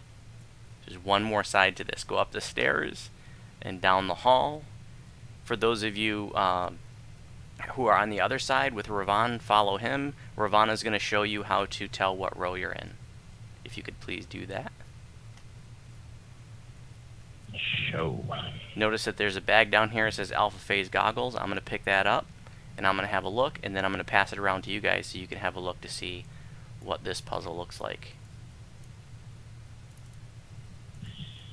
Alright, so for folks on the side that I So am if you're on the live stream, if you see roughly where I am so I put the standing goggles on, now I in can see front their of side, me, right? There is The green a or white 45 tiles, degree depending on angle your color settings, they're phased in. cut out of this.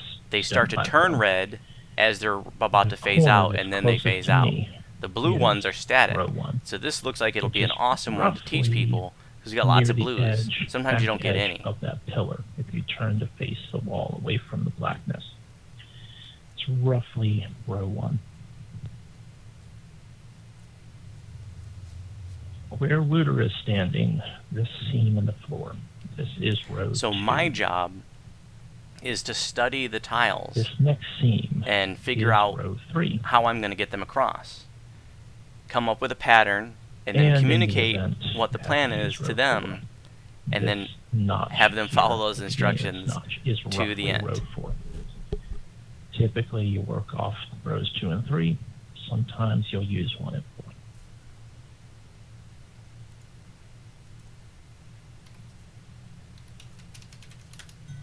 But again, it's up here is row 1. This lip is, this seam is row 2. This second seam back here, row 3. And then row 4 back here.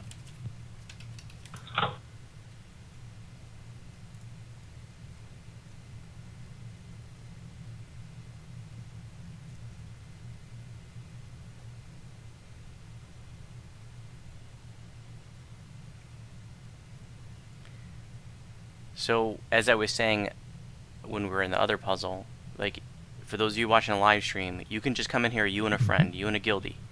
Go into Heroic Abbot on normal, beat him down, jump into goggles, and you can practice it together. It's totally fun. Obviously, you're not getting much experience during that time, but, you know, if you're not stressed about your XP for a minute, you know, you come here, you want to practice it just for fun, Is it just to the learn shading it, whatever. thing, or is there a difference between the light blue and the dark blue tiles? You should not see light and dark blue tiles. There should be blue tiles, and then there should be like tiles that are like green or white, and then those are the ones that phase in and out, and as they're phasing out, they start to turn redder and redder, and then they're like beet red before they disappear. Right. Well, I'm standing here, and there's a light blue tile in row 2. And then I come here, and row 4 has 2 dark blue tiles. Can I see the goggles? Yeah, sure.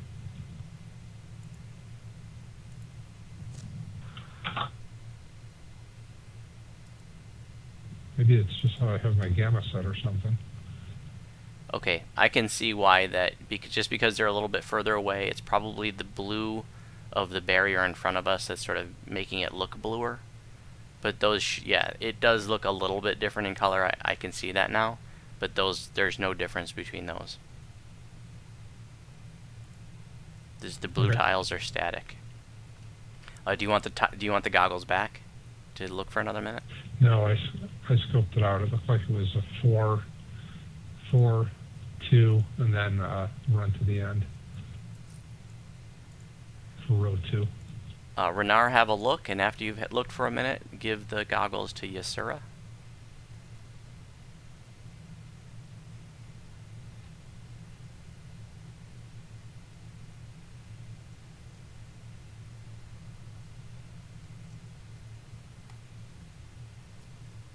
For those of you watching the live stream, if you haven't tuned into one of these teaching raids before, this is a public event. If you're on Starlona, and we've even had people from other servers make tunes on Starlona just to attend these teaching raids. If you're learning raids, if you're new to raids, I don't care if you're a brand new player and you don't know anything about this game. Like, if you could barely find your way out of Korthos, like, if you can get flagged for these raids, we'll teach you these raids. It's okay. Like, a lot of people are a little bit nervous, or they're hesitant because they think, oh, I'm not a very good player, or my gear sucks, or whatever. Like, I don't care. If you can get flagged for these raids, we're happy to have you. And every week I post details in the Starlona forum. We'll be doing this, like I said earlier, through the winter and spring. There'll be a different raid every week. We work through every raid in the game twice through the course of the winter and spring. So if you're on Starlona or you want to make a tune over here and get involved in these, we're happy to have you. It is you got to reserve a spot, though. I mean, this is the 4th year we've been doing them, and we get an awesome attendance, you know. And so it's not the kind of thing where I post an LFM at the time of. Like, it's by reservation only. But anybody can sign up. You just have to, like, send me a tell, say I'd like to sign up, and, you know, if you're new to or still learning a raid, we'll get you signed up.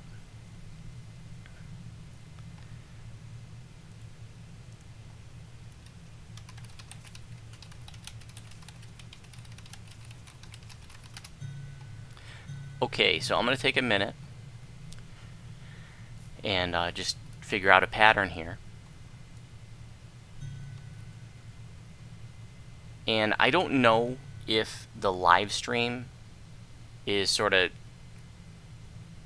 caught up to exactly where we are. I think there might be a little bit of a latency. But in any event, if you want to watch the live stream so that you can see what I'm doing, like for those of you who are on my side, if you want to watch my live stream on my YouTube channel, you can do that. If you want to pull that up, go for it. That way you'll be able to see exactly what I'm doing.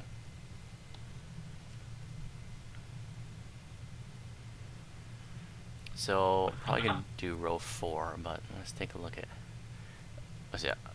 I'm going to talk you through it. So, like row 4, you can see one phased in, so I can move them 1, and then when the next one phased in, I can move them 4. Boom, to here. So, the way that I do this to figure out a pattern is I imagine that I'm out there. I imagine that I'm down there, and then I just run along with it as it phases in. You know, maybe I use my targeting reticle to, like, figure out exactly, like, where I would be. And I just run along with it as they're phasing in and out. And if I can make it, then my runner can probably make it. So that one just phased in, so I move to here. And then I'd wait for that next one to phase in, and then I move the 4 to the blue. So let's do that one more time for the live stream so you can see exactly what I'm doing. I'll start from the edge. So I'm imagining I'm there. The one phased in, I move to here. I wait for the next one to phase in, and then I move all the way to the blue. Now remember, they can't see this. I can see it because I have the goggles on, so it seems really easy to me, but they can't see anything, so they have to have complete trust in what I tell them to do. And they have to do exactly what I tell them to do when I tell them to do it. You don't have a lot of time to mess around. And one of the sort of there's some delay in like human reaction time. There's latency. So one of the things, like if you ever have a puzzle that you feel is kind of close, if you like pause for 2 seconds before you move, like as you're testing it out, like I'll show you what I'm talking about. I'll show you what I mean. So if I move here, and then when the next one phases in, I wait 2 seconds, 1, 2, and then I run. If I can still make it to that next safe spot with that 2 count buffer, then my runner can do it, because that extra 2 count before I went is going to account for any human reaction delay and any latency. Unless you're having major lag issues. If you have major lag issues, this puzzle becomes basically impossible. But let's take a look at row 2, since I got some blues to work with in row 2. One of the things you want to make sure you don't get caught up on is that, in fact, everybody, even the people on the other side, if you want to watch the live stream, up until the point where I'm going to start leading you across, because that way you'll be able to hear what I'm saying on the live stream, and you'll be able to see what I'm seeing.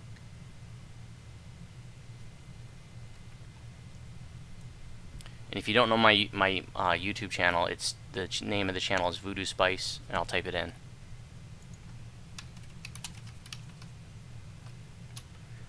Voodoo with a U, Spice with a Y with a space. Okay, so one of the things that when people are new to goggles, they kind of get caught up on is thinking, I got to get people to the blues.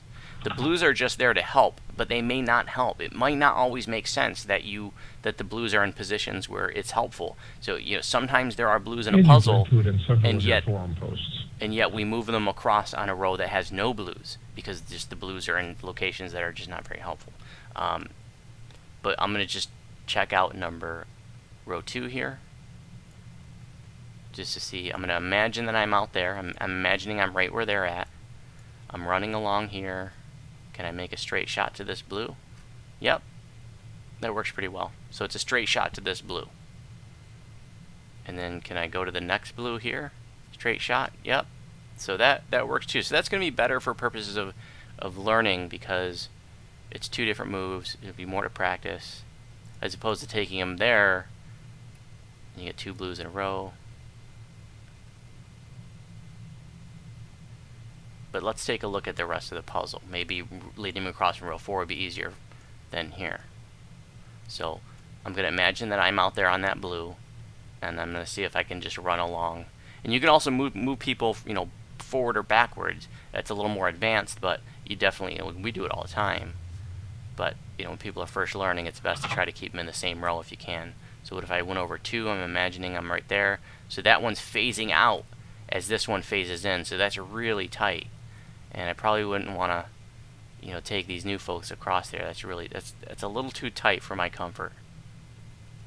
So let me show you what I mean again. I'm gonna do that same thing and show you exactly what I'm talking about. I'm imagining I'm out here on this blue, and that's how I test this out. I'm imagining I'm out there, and I'm moving along as they're phasing in. So I can come over here to this one. That one phased out. I got to pause here, but watch, that one's phasing out. I could move over there, but I'd want to make sure I had an experienced runner and a person that wasn't lagging a little bit, because it's a real tight move, and I wouldn't do that one unless that was my best option. So let's take a look at row 4. So I'm going to imagine I'm out in row 4 on that blue there, and I'm going to run along with them as they phase in. Let's see what happens. So that one just phased out, and I'm going to come over here. Okay, let's see how far I can get. I can go to these 2 here, and I'm out there now. Wait till the next one phases in. I can go 1. Ooh, that one's turning red. So that's tight. And there's another one. There's another one. So there was a tight move there too. There's another one. And there's another one. So that's tight. Well, I think maybe we will do that.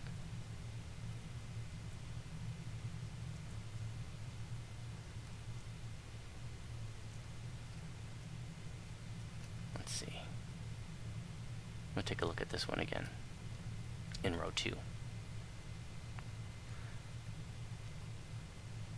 Now I could also try row 3 and row 1, but I'm just gonna, I'm just probably gonna use one of these. That one's so tight.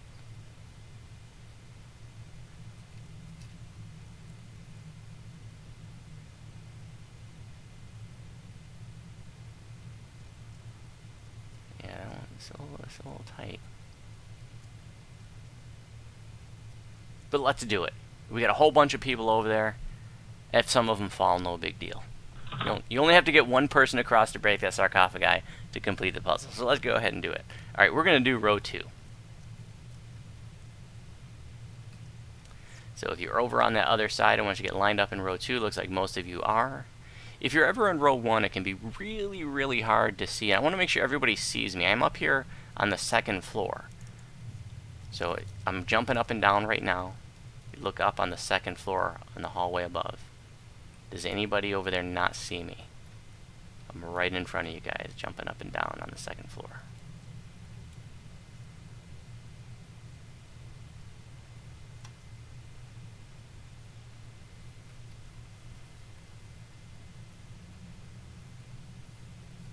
Okay, don't move, guys. So this is just going to be a straight shot. This first move is going to be a straight shot. It's going to be moving 4 to me when I say go. And so I'm going to do one at a time just like we did on the other side. And I'm going to take Ravon first. You ready, Ravon? I was born ready. Alright. Let me know when you got your loke.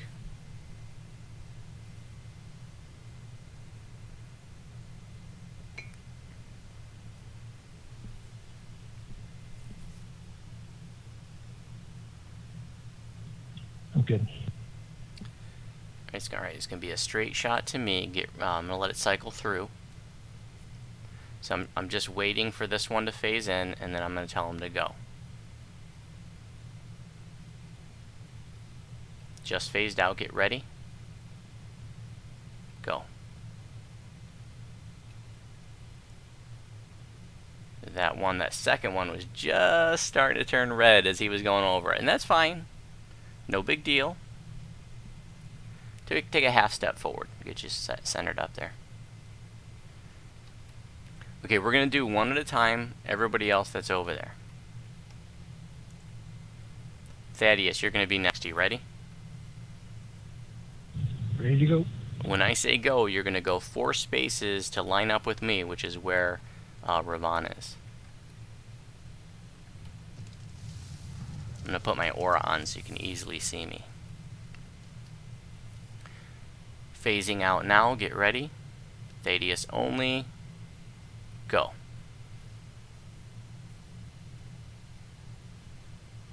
Great. Okay, Allie, you're going to be our next victim. You ready? Yep. I'm going to let it cycle through.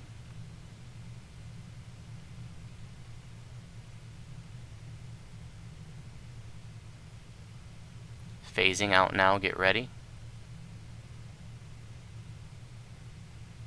Go.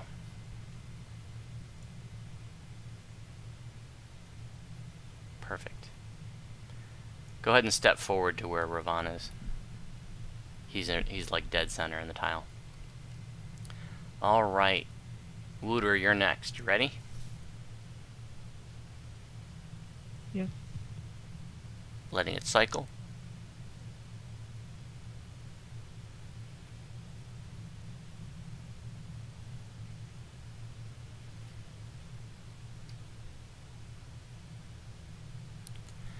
Actually, you know what? For purposes of this live stream, I think I'm going to do something different for you two. Wooter and Helen, I want you to line up in row 4, please. Everybody else just stay right there. You're on a blue safe spot with Ravon. Go ahead, get in row 4, get your loke, and let me know when you're ready.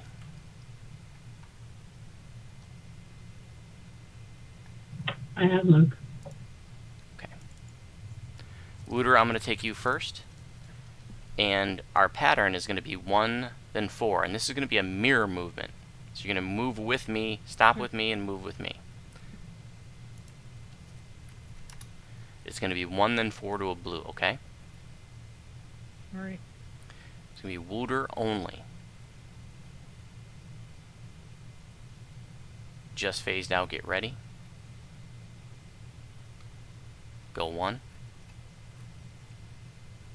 And go 4.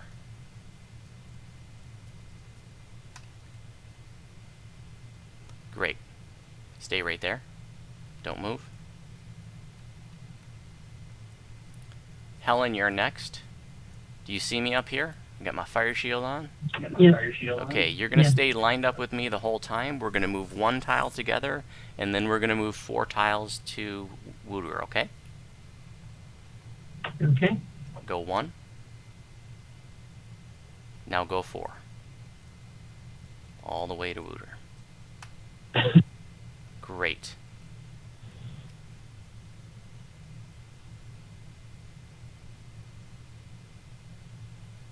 And now Wooter and Helen. The next one is also blue, so go ahead and line up with me. Wooter and Helen, line up with me.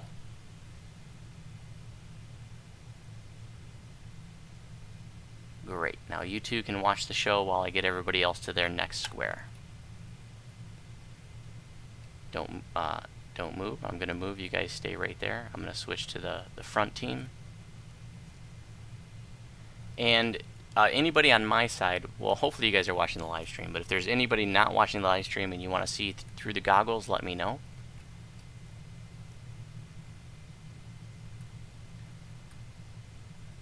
Okay, front team, the next move is going to be another straight shot.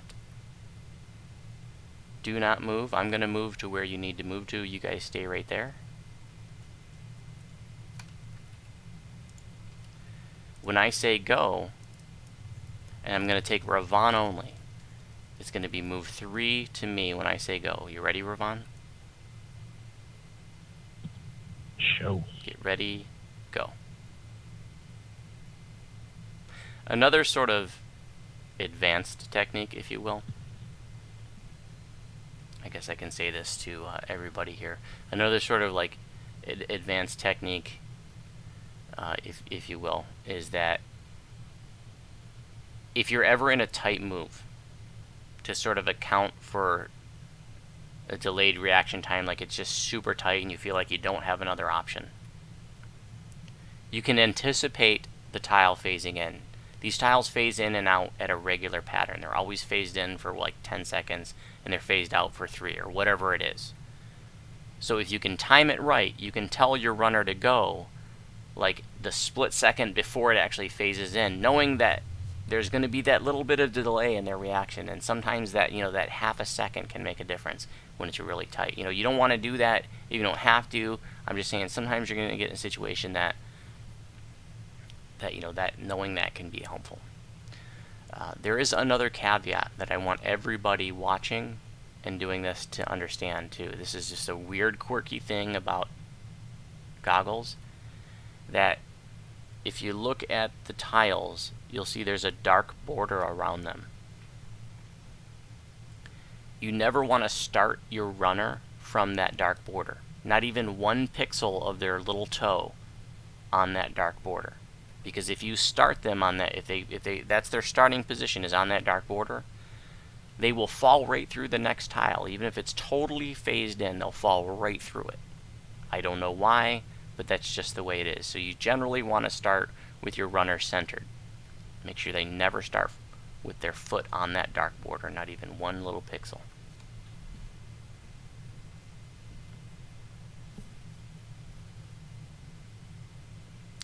And Wooter, I'm going to see if I can use you as an example for the live stream, okay? So I'm going to kill you. Sure. Okay. I want you to line up with me, but make sure you don't go past me. I want to get you on that dark border. So go ahead and line up with me. Too far. You went too far. Go back. Go back. There you go. Oh. About 5 feet further out perceptually. Yeah, so go. Don't go. Just don't go. You want me to line I up want you with to line up with me, but don't go too far. You can always go further, But if you go too far, you're going to fall off the other side. So just inch over to where I am, and I'll let you know when you're good. Okay, stop. You're going way too far. Bye. You get too rambunctious there. But that actually was a good example, because on my screen, you fell through a solid square.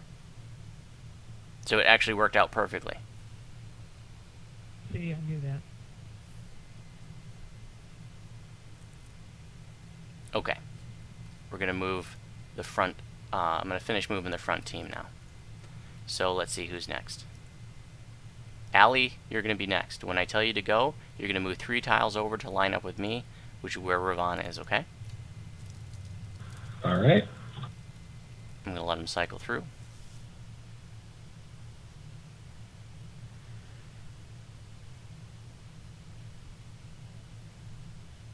You're phasing out now. Get ready.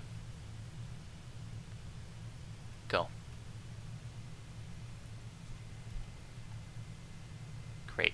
Thaddeus, you're next. You ready? Yep. Phasing out now. Get ready. Go. Great. Stay right there. Helen, I'm going to move you next, okay? Okay. This is going to be a lot harder than what you've done so far. It's just going to be it's going to be a whole like a chain of movements all the way to the end. Don't move. I need to figure it out and type in the pattern. So I'm going to probably go to here, go 2, and then 1, and then 1. I've been watching. It's pretty much a one pause, the whole way out. And then end. 2, 1, 1, 1, 1. Yeah, it's 2 and then 1, 1, 1, 1 end. Let me just double check that I have the correct number of ones. 1, 1, 1, 1 end. Yeah, yeah, that's right. So the second move. The first one, so we're going to go 2, and then from there, it's tight. The next move is tight, so that first, you're going to go 2 and pause, and then that next move, that next one, is really tight, because the one you're going to be on is going to be phasing out as you're moving. You got time to do it, but you got to stay with me, okay? Okay. So you can see me just fine, right? Yes. So for the rest of the way, you're going to stay lined up with me at all times. When I move, you move. When I stop, you stop. I'll talk you through it the whole way, okay? Okay. It's phasing out now. Get ready. Go 2. Next one just phased out. Get ready. Go 1. Go 1. Way too far. Go 1. Don't overshoot me. And go 1. And go all the way to the end. All the way to the end. Make sure you jump on over the ledge. Great job. That was awesome. You can watch the live stream later to see how you overshot me a little bit, but you did awesome. Now go on the other side of that blue barrier and break the sarcophagus, and this puzzle will be considered complete.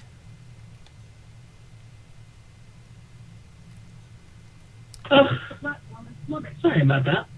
Did you fall? I seem to lock. No, somehow my direction got locked. I didn't have any control.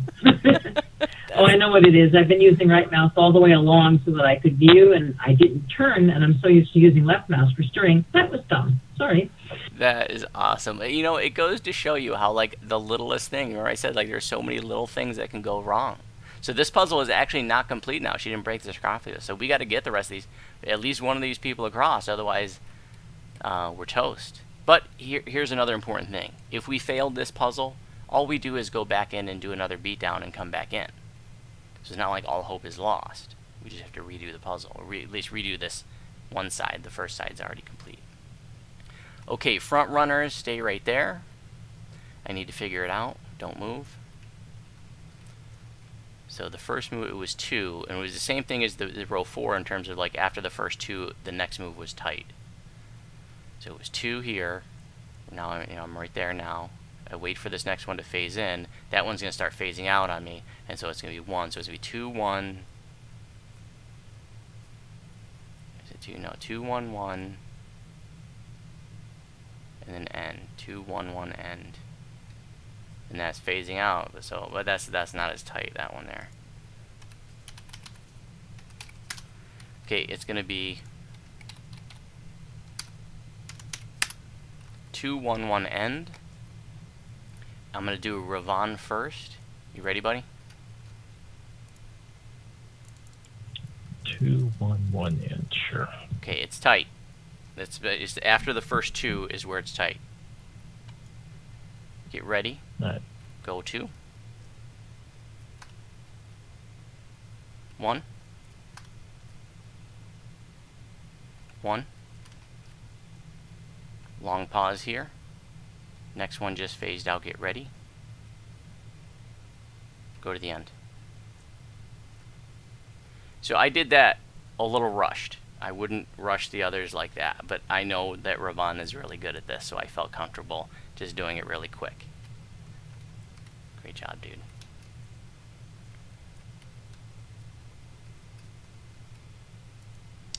Okay, Thaddeus, you're next. You ready? Yep. You can see me okay up here?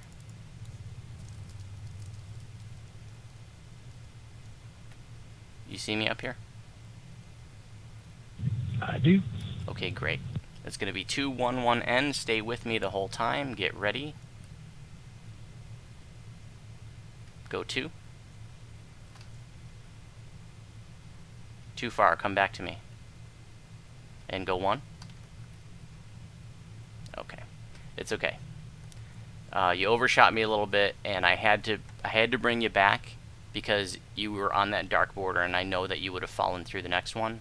And that particular move was so tight that by the time you went back to the center to get off that outer border and then tried to go over one, there just wasn't enough time because that was the tight move.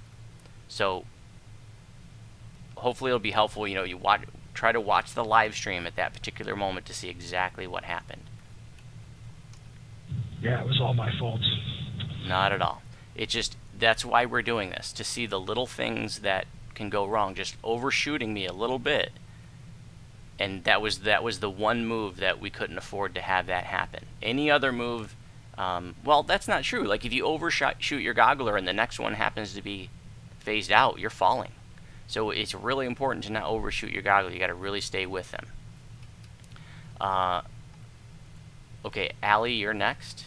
You ready? Yep. All right, just phased out. Get ready. Go 2. Don't go past me. Get ready. 1. 1. It's gonna be a long pause here. Next one just phased out. Get ready. Go to the end. All the way to the end.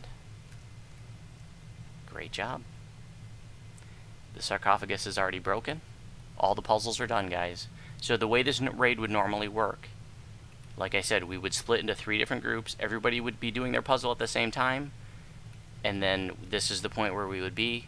And we would just, send somebody into spot, let us know when it's okay to go in. We're going to beat the Abbot down, and then it's going to be over. Any questions up to this point about any part of this raid?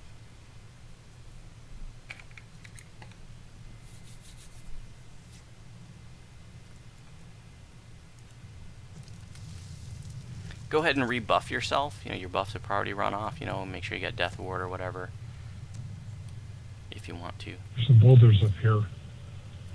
Oh, we don't need those. Yeah, good for giving. Yeah, you know what? It couldn't hurt. I mean, if somebody gets encased, it can't hurt. Okay, I'm going to go in and spot. You guys wait right here. Nobody comes in yet.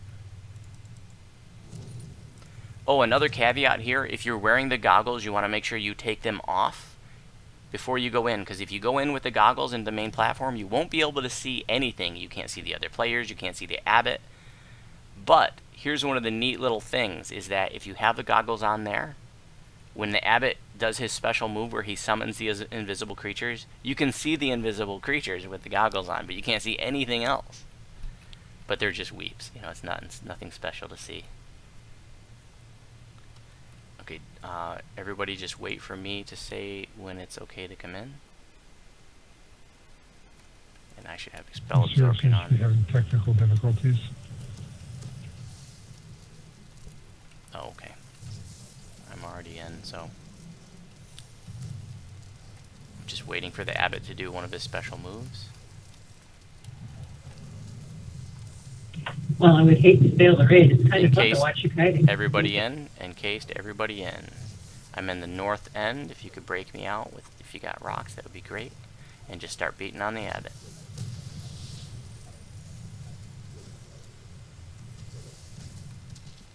Somebody break me out, please. Thank you. If there is an inferno, then we run to the north edge of the platform. But now the only thing we have to do to win is beat the Abbot down.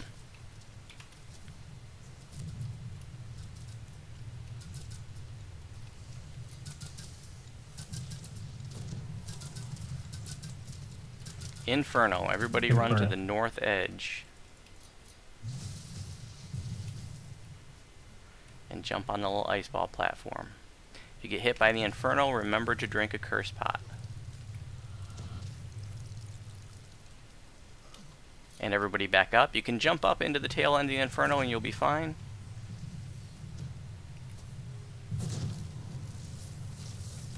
And then just back to beating on the Abbot.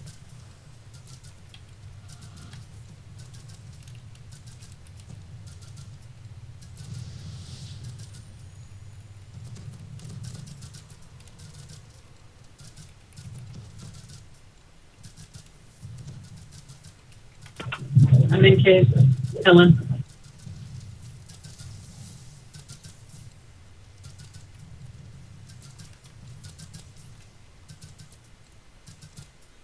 I'm just gonna let them finish the beatdown so they can experience more of what this is like.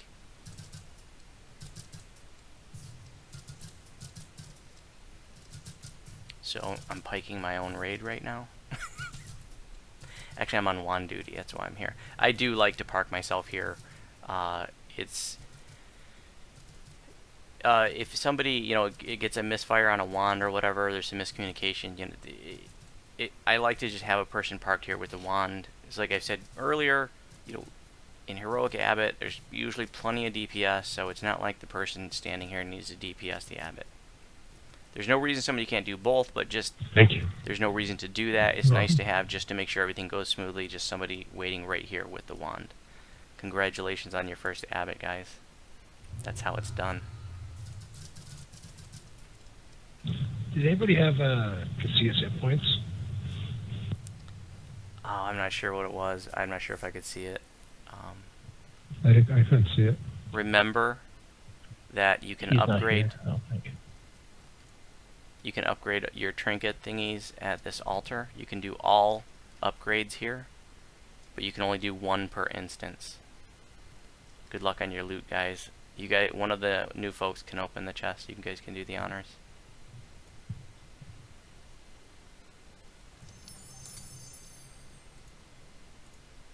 Let's see what we got. After all that effort, we better get that. Vile Blasphemy. Grats, Helen. That's an awesome item. That upgrades to have 3 charges. It is not exclusive, so you can have as many as you want.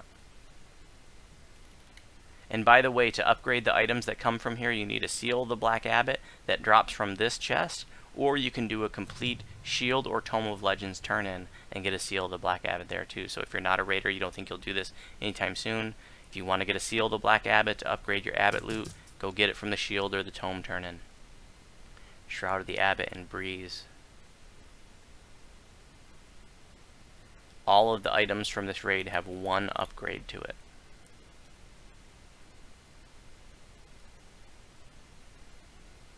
Once you're done looting, I want to make sure that you have a chance to swim around the water.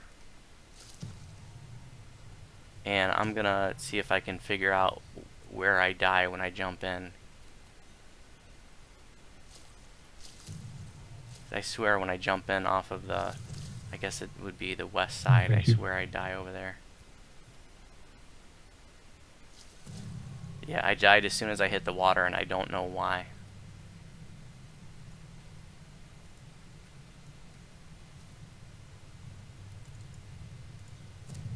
Thank you. So yeah, you jump in the west side, you die instantly. No idea why. You jump in anywhere else, it seems to be okay.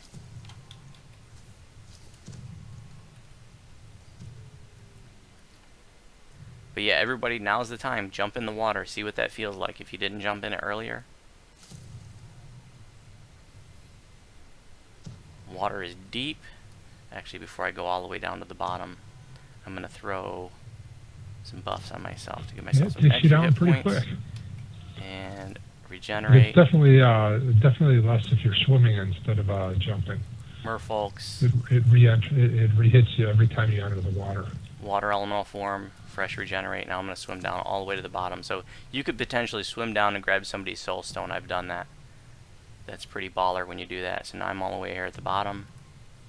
Swim back up. You can see I had plenty of time to do it with the regenerate on, or renewal, or whatever, heal over time.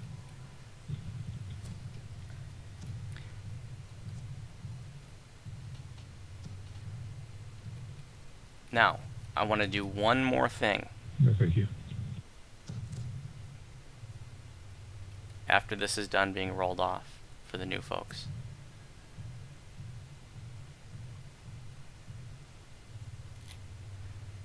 If you're done looting, I want you to jump in the water at the north end of the platform, and I want you to die.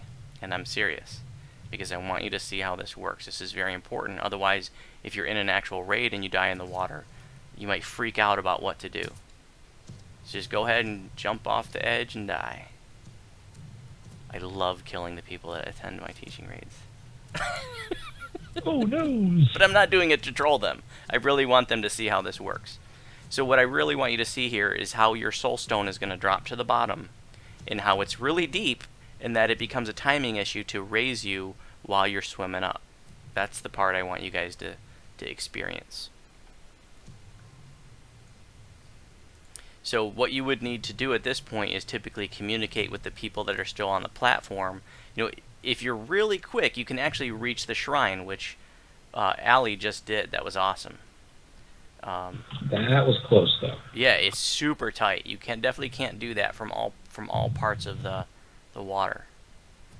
So if you couldn't reach that, you would want to communicate to the people on the platform and say, hey, you know, Yasura swimming up, can I get a raise, you know? Because, like I said, they can't reach you when you're at the bottom. Now we got to get Helen up. No, it's okay. I just didn't know where the shrine was the first time. And that's how raising works when you die in at the bottom. Okay, guys, that is it. Congrats on your first Abbot. Any final questions before we finish up?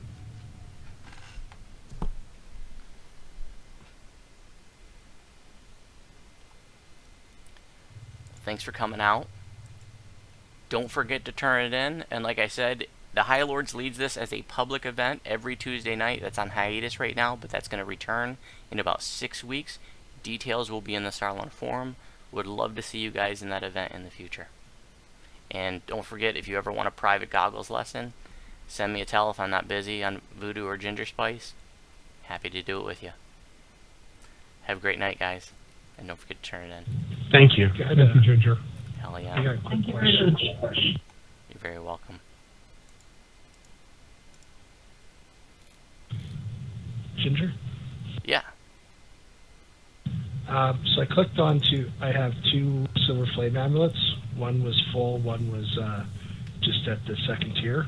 Yep. I clicked on the altar, and it took it back to a trinket. Oh god, yeah. So I probably should have mentioned that. Yeah, like if you had 2 in your inventory, what happened is instead of upgrading that lower one, it did the turn in for the higher one. So, you know, I apologize I didn't make that clear. I didn't even think about that. So you've got to turn in. You can get a reward for that, but I don't know that you're going to want any of those rewards. No, Can that's you cool. control the order by which one is first? I don't know that you can, honestly. You know, if you were wanting to upgrade one of them and you had multiples, then you probably want to just make sure you have the one on you that you want to upgrade. So here's the thing, if you guys don't know, you normally can't have two of those. There's a little bit of a trick to get multiples. You have to keep the one in your TR cache. If you even put it in the bank, they won't allow you to pick up another one. But if you keep it in your TR cache and then pick up the nugget or the trinket or whatever, then you can start making yourself a second one. So what happened here is he had two of them in his inventory. He thought he was going to upgrade the one that he had partially upgraded, and it ended up doing the turn-in for the one he had complete, and he lost it. So I'm sorry about that, but it was a good learning moment. I'm sorry that you lost your trinket from it, but you know, now that you know how to do Abbot, hopefully you can, you know, finish up another one. Yeah, no worries. I just didn't know if it was a glitch or if that's how it's supposed to work. Yeah. Okay, guys, thanks for coming If out. you just Have a do great number night. 3 repeatedly, you can build it up just there if you only own the element. If you only own number 3. Any final questions on the live stream, guys, before I turn off the live stream?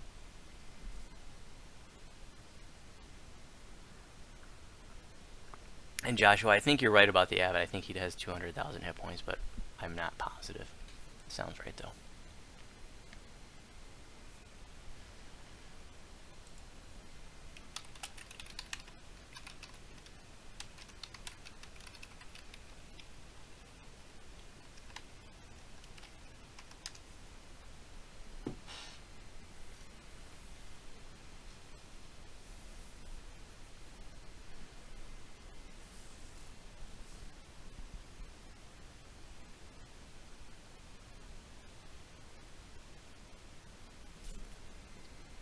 Okay, guys, I'm going to shut down the live stream. I'll keep the chat up for a few minutes just in case there are any last questions. Thanks for tuning in. There'll be another live stream teaching raid next Saturday, 9 p.m. Eastern, and I'll be posting details as to which one it is in the Sarlona forum, probably on Monday.